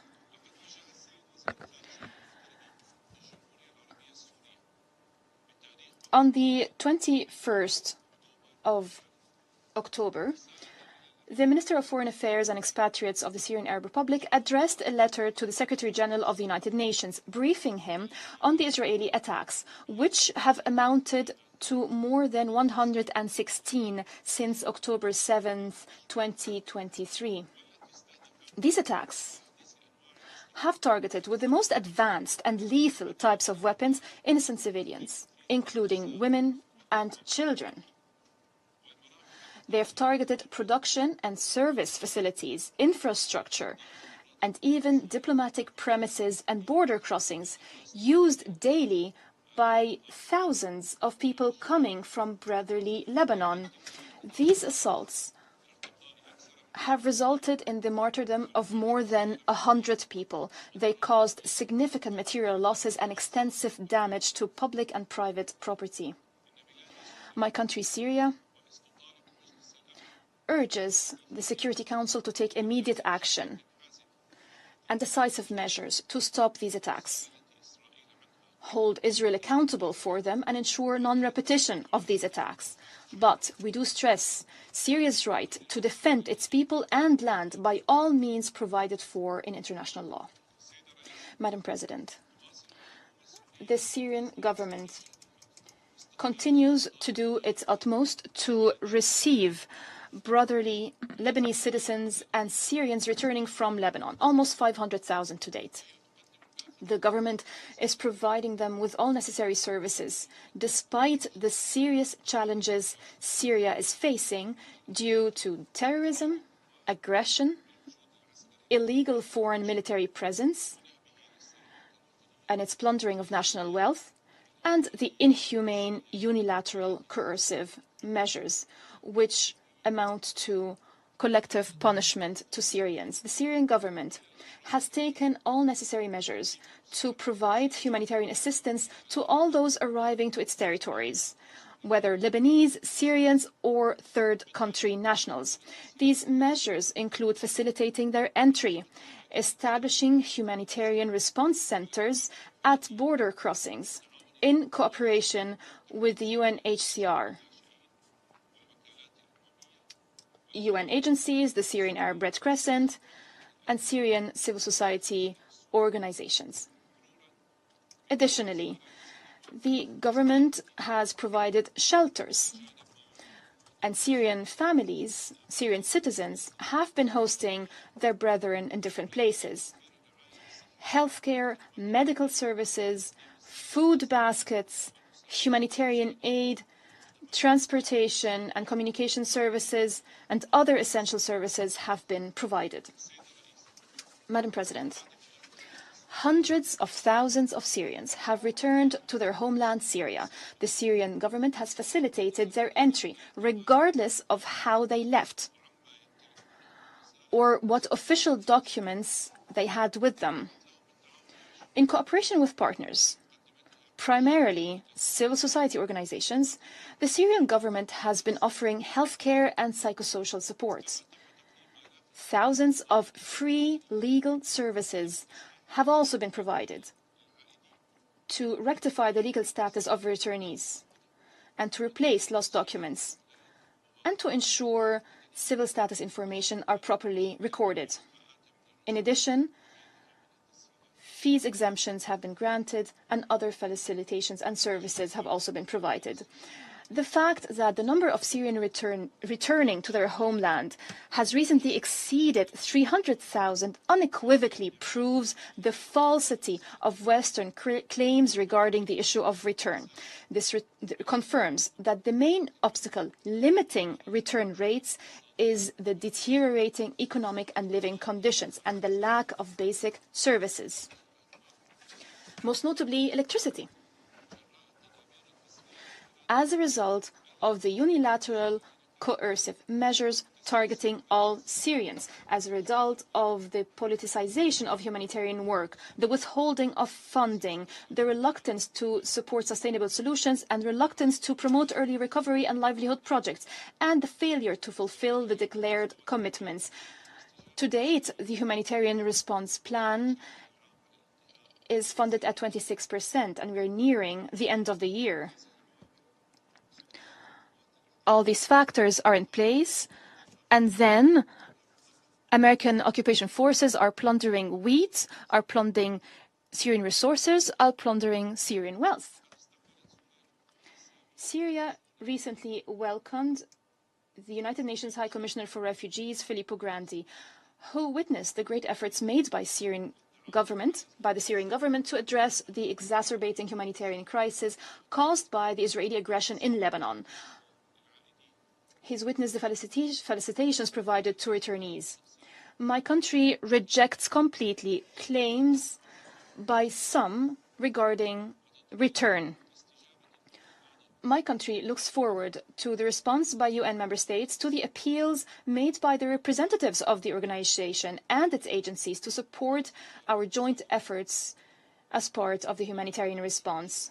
We thank countries that have sent assistance to Syria.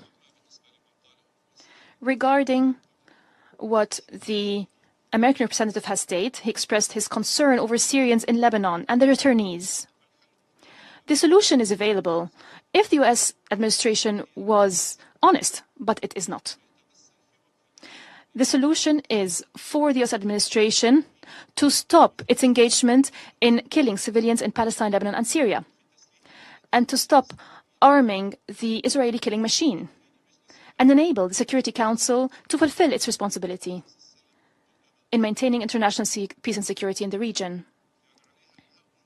The US administration should have ended its illegal presence if it was really concerned over Syrians, and stop collective punishment targeting Syrians, and to stop plundering national resources. But, of course, the issues of human rights and international law, these are just ways for political manipulation and extortion used by US administration to target certain countries. We have seen how it silenced professors and students at US universities when they protest peacefully to demand a stop to the genocide in Palestine and to stop the crimes of the Israeli entity. When they demanded upholding international law that is taught at these different US universities. Day after day, we're witnessing how US representatives in this council and outside this council are competing to defend the genocide perpetrated by Israel and the horrific crimes and the targeting of civilian infrastructure, homes, peaceful civilians. All these horrific crimes are being defended. So he's not fooling anyone with this statement that has been just made by the US representative. Madam President, the terrorism that Syria has been facing remains a form of Israeli aggression against Syria and an extension of the terrorism inflicted upon the Palestinian people by the occupation authorities and settler gangs. In a familiar pattern, this is not new to us, the Israeli assaults on my country have been accompanied by a noticeable increase in the crimes and attacks of terrorist groups operating in the northwest of Syria, which are listed on your Council's sanctions list, along with their affiliated entities and groups. These attacks have targeted neighboring areas as well. My country, Syria, emphasizes its right and duty to eliminate terrorism and to dry up its sources, it holds the US administration and its allies fully responsible for investing in terrorism and using it as a tool to serve its interests and the interests of the Israeli occupation entity, and for the crimes committed by terrorist groups against Syrians, including women, girls, and children. My country warns that these policies and attempts to whitewash and polish the image of terrorist groups increase the risks of spreading extremist ideology and amplify the gravity of the threat posed by terrorism to the security and stability of Syria, the region, and the world. In conclusion, Madam President, my country remains committed to cooperating with the Special Envoy in a manner consistent with his mandate as facilitator of a Syrian-owned and Syrian-led process, and in full commitment to the sovereignty, independence, unity, and territorial integrity of the Syrian Arab Republic. We look forward to the outcomes of his efforts to convene the 9th round of the meetings of the Constitutional Committee. And we look forward to his visit soon to Damascus. I thank you, Madam President. I thank the representative of the Syrian Arab Republic, and I now give the floor to the representative of the Islamic Republic of Iran. In the name of God, the compassionate and merciful, thank you, Madam President. We thank Mr. Peterson, the Special Envoy, and Ms. Osorno, the Director of the Operational and Advocacy Division, OCHA, for the briefing. We also listened to views expressed by other briefers. Respecting Syrian sovereignty and territorial integrity is crucial to ensuring lasting peace and stability in Syria and the region, and must be fully upheld by all. The Syrian people have an unquestionable right to determine their own future and destiny, free from external interference. Madam President, the Syrian people continue to suffer unbearable hardship from economic instability to foreign occupation and terrorism. The humanitarian situation remains dire, and Syria is in urgent need of external assistance, especially in light of the sharp reduction in donor contribution for UN program in the country and the recent influx of refugees from Lebanon. The UN humanitarian plan for Syria is only 26% funded, and the annual pledge made by donors are not being fulfilled. Despite the challenges the Syrian Arab Republic faces, including hostile policies from Western countries and unilateral coercive measures, the Syrian government continues to provide humanitarian assistance to those in need, particularly the influx of Lebanese refugees fleeing Israeli aggression. This commitment must be met with equal resolve from the international community to ensure aid is delivered impartially and without political manipulation.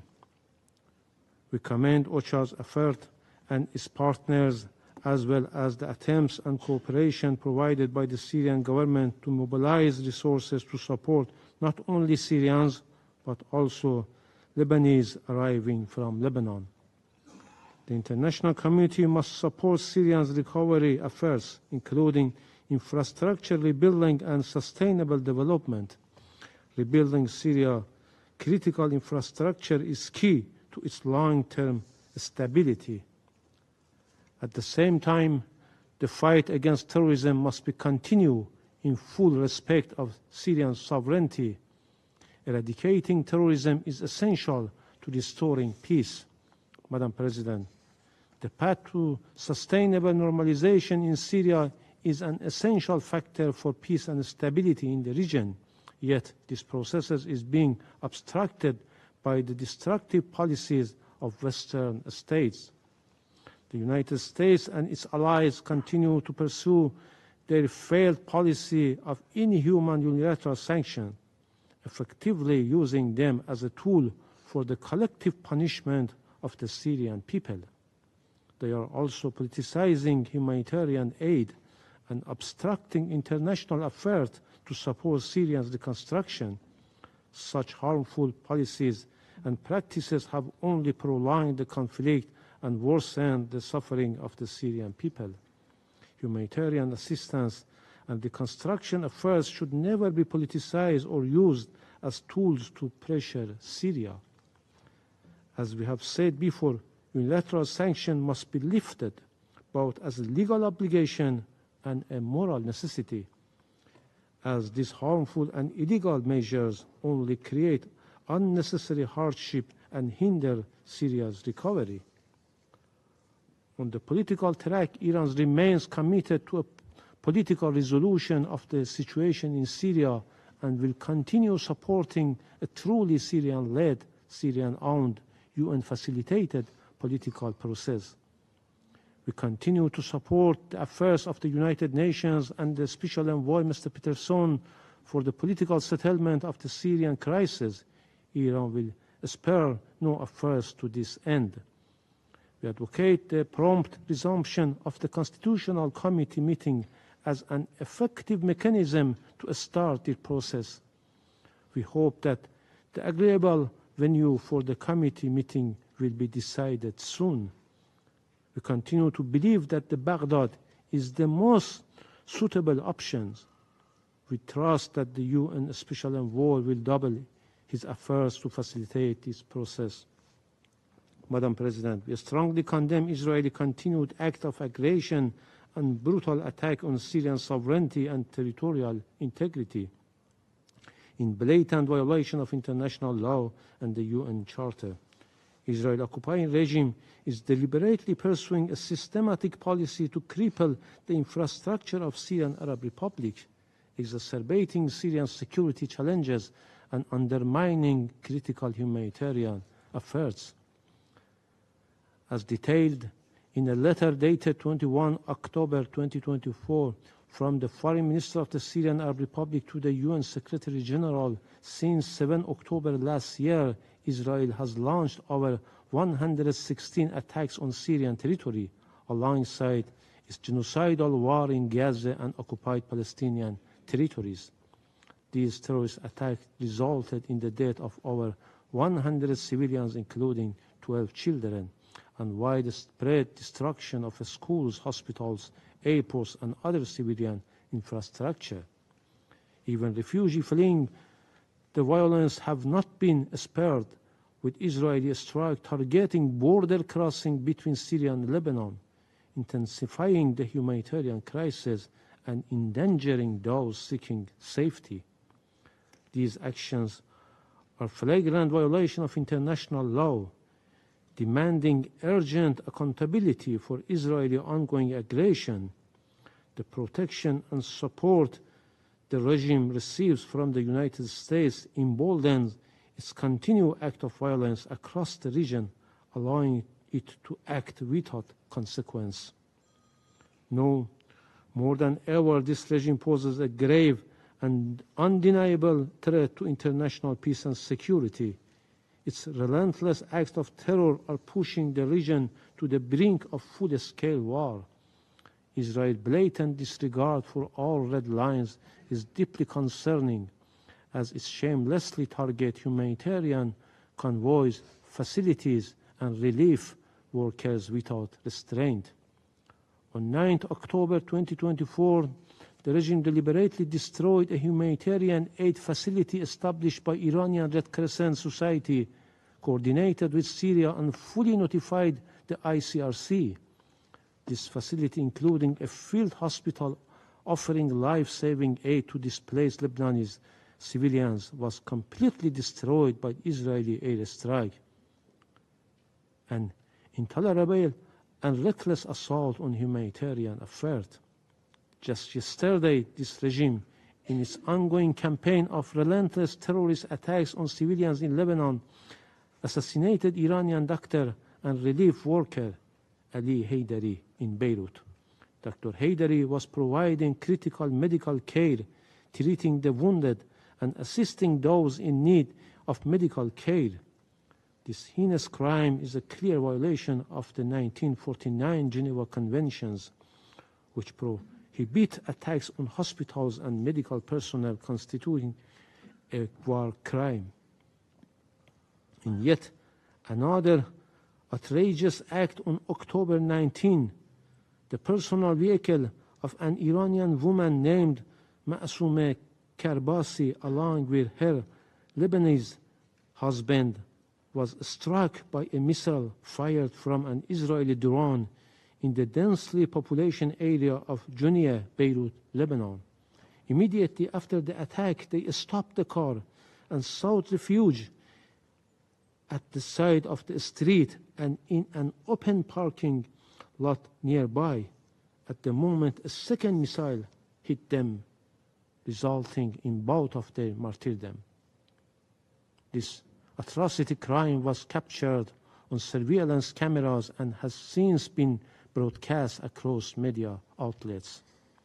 In conclusion, Madam President, since the start of its genocidal campaign in Gaza and subsequent aggression against Lebanon, Israel has relentlessly targeted medical facilities and personnel, reducing hospitals to rubble, killing patients and wounded, and martyring hundreds of healthcare workers. This brutal assault on humanitarian services must not be unanswered, and the perpetrators must be held accountable. The international community stands united in its call for an immediate ceasefire in Gaza and Lebanon, and the Security Council must fulfill its responsibility. We once again urge the Council to take swift, decisive action to compel Israel to end its aggression and atrocity crime in Gaza, Lebanon, and Syria, and to ensure full compliance with international law and relevant UN Security Council resolutions. The time for action is now. I thank you. I thank the representative of the Islamic Republic of Iran. I now give the floor to the representative of Turkey. Thank you, Madam President. I am also grateful to Special Envoy Pedersen, Director Wosornu, Ms. Haji Ibrahim, and Ms. Jarbawi for their briefings. Unfortunately, the escalating violence in the Middle East remains a grave concern. The spillover from the conflict in Gaza into the broader region has gone from a risk to a harsh reality we are facing now. Israel's indiscriminate brutal attacks on Gaza and Lebanon are having severe repercussions for Syria and whole region, particularly impacting over 700,000 Syrian refugees in Lebanon. According to the UNHCR, approximately 425,000 people are estimated to have crossed from Lebanon into Syria since the escalation of hostilities. This mass influx, coupled with serious catastrophic humanitarian crisis, is straining the already fragile situation and exacerbating the pre-existing needs for humanitarian assistance. International community must not abandon the Syrian population, which continues to suffer from the absence of a political resolution. The funding shortfall for the UN's humanitarian response plan must be urgently addressed. Humanitarian aid, as well as early recovery initiatives, should be substantially increased. New dynamics on the ground require adjustments in both the budget and the delivery modality of humanitarian assistance. The deepening crisis in Syria poses significant risks to regional stability in an already volatile environment. It is essential that all parties exercise maximum restraint to prevent further escalation. Turkey will continue to facilitate cross-border humanitarian assistance in close cooperation with the UN, as we have done consistently to this day. Madam President, the 13-year conflict in Syria has inflicted immense sufferings on millions who endure restricted political freedoms, failing economy, mass displacement, terrorism, continually worsening humanitarian situation, in addition to the casualties of hundreds of thousands. We are closely monitoring recent developments in Idlib. Everybody should be careful. Preventing further escalation is imperative, and Turkey remains committed to contributing toward that goal. The resolution of the Syrian conflict can only be achieved through a holistic approach based on UN Security Council Resolution 2254. As we have stated before, a comprehensive settlement requires simultaneous progress across the following tracks. First, revitalization of the political process through convening the 9th round of the Constitutional Committee without delay. Second, creation of conditions for the safe, voluntary and dignified return of Syrian refugees. Third, preservation of Syria's territorial integrity and political unity alongside robust counter-terrorism efforts. Fourth, uninterrupted delivery of humanitarian aid into Syria. National reconciliation must also be an integral part of efforts to establish lasting peace in Syria. Progress in political process would also facilitate the steps to improve the living conditions of the Syrian people. Madam President, Turkey is fully committed to Syria's territorial integrity and unity. One of the most dangerous consequences of the Syrian conflict has been the presence of terrorist organizations exploiting the chaos to further their separatist ambitions. They are the biggest threat to Syria's territorial integrity.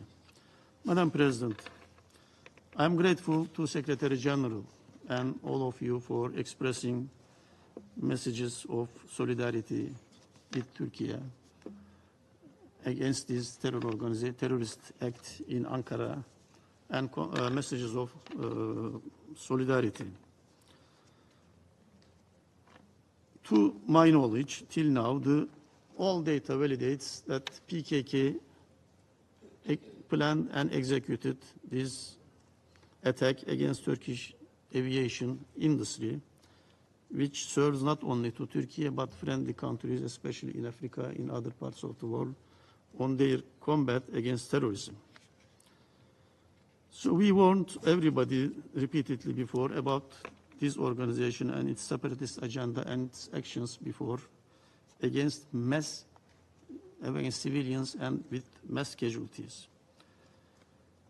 That's why in the next meeting, I hope all members will put the name of PKK and its offshoots SDF, YPG, PYD in their talking points when naming the terrorist organizations in Syria. Because many members name some terror organizations but exclude PKK and its offshoots deliberately. I thank again for the message of solidarity. Thank you. I thank the representative of Turkey. The representative of the United States has asked for the floor to make another statement. You have the floor. Madam President, I apologize for taking the floor, but I need to respond to a few things that were said by the representative of the Assad regime. He first pointed out that, or made the claim that the United States crushes students who are trying to express their views on Gaza on college campuses. That's absolutely absurd. Freedom of speech is an important tenet in American life. It is enshrined in our Constitution. I would just ask one question of the regime's representative. Does the Assad regime allow students, Syrian students, political activists, members of civil society to protest freely? I think we know the answer to that. We've seen it over the years by the Assad regime. We saw it on full display during the Arab Spring and leading up to today. So I think the representative needs to think twice about bringing this issue about free speech before the Council, criticizing the United States when we know exactly what the regime does to Syrian citizens who don't agree with the regime and want to protest. One other point on this, we've made this point many times, and I think it's worth repeating again. The United States is not in Syria to plunder its resources. This is just a lie that the Syrian regime continues to propagate. We are there to fight ISIS. We have been very open about that. And so I just want to put that to rest, but I'm sure he will raise it once again. My last point, and this is to address the representative of Iran.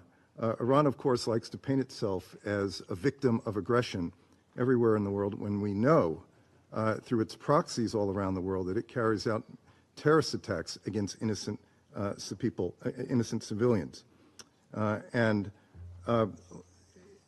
Let's just look at what happened twice since April when the regime launched hundreds of missiles against the citizens of Israel. And had they not been intercepted, there would have been significant loss of life and major damage to civilian infrastructure. So I think it's important to keep, when you hear these comments, to put them in the appropriate context. Thank you, Madam President. I now give the floor to the representative of the Syrian Arab Republic who has asked for the floor to make another statement. You have the floor. Thank you, Madam President. I did not have the intention to take the floor again, but what the representative of the U.S. administration said led me to ask for the floor again. I will be brief. Madam President, in every meeting, the representative of the U.S. administration tries to find false pretexts and allegations to justify the aggressive policy of his country against Syria. In every meeting, he repeats pretexts and claims that are baseless, and he starts giving us lectures and talking about human rights and other issues just to cover up the policies of his administration, which is now covering up the most heinous crimes committed by the Israeli occupation powers. Humanity has never witnessed similar crimes since the Second World War. His administration is not only covering up these crimes, it is directly engaging in them by sending the most lethal and destructive weapons and the most advanced technologies to kill, and they call those weapons smart. I do not see how. And they are also sending their defense systems to defend the occupier and to prolong its occupation of Arab territories in Palestine, Syria, and Lebanon, and to embolden it to continue with its crimes. Madam President, tomorrow on the 24th of October, like tomorrow, the UN Charter entered into force. After relentless efforts to draft and adopt it, the Charter starts with a collective engagement to save future generations from the scourge of wars. During that stage and following decades of implementation of the Charter, the U.S. administration is today undermining this Charter. It is undermining the principles of the Charter and the foundations and pillars of our organization by obstructing the UN mechanisms, including the Security Council, to cover up Israel, and by paralyzing this organization and also obstructing the collective security system. These U.S. practices are clear to everyone, and the representative of the U.S. administration cannot deny them. This is testimony of the falsehood of their pretenses. Thank you, President. The representative of Iran has asked for the floor. You have the floor. Thank you. I want to emphasize that we never initiated attack on Israel regime. We solely responded to their aggressions according to international law. U.S. is the main supporter of this brutal regime, and without U.S. supportive action, Israel cannot continue this brutal aggressions and criminal act against the Palestinians and Lebanese and Syrians. Thank you. I thank the representative of the Islamic Republic of Iran. The representative of the United States has asked the floor to make a further statement. You have the floor, but Before reopening the last round here, I will recall that this is a place of respect towards each other, and this is where we try to concentrate our statements, focus our statements to add something to the discussion. And with that, I give the floor to the United States. Thank you, Madam President. I will be very brief. Let me just say that the Assad regime, based on its history, is in no position to criticize the United States, claiming that we are somehow violating the Charter. This is a regime that everyone must be reminded has used chemical weapons repeatedly against its own people. It is important that we not forget that and put that in the proper context. Thank you. The representative of the Syrian Arab Republic has asked for the floor to make a further statement. You have the floor for a short statement. Thank you, Madam President. I'll be very brief. The representative of the U.S. administration, which destroyed Raqqa under the excuse of combating terrorism, the whole city of Raqqa, killing tens of thousands of its residents, burying them in the rubble under the excuse of combating terrorism, is the one that supports terrorism, created terrorism, invested in it, and used it against Syrians to destabilize their country. Their presence is not there to combat terrorism because they simply can stop it if they wished. They are there to steal our oil, to steal our revenues, our national wealth, and this is not related to combating terrorism. I thank you. I thank the representative of the Syrian Arab Republic. There are no more names inscribed on the list of speakers. The meeting is adjourned.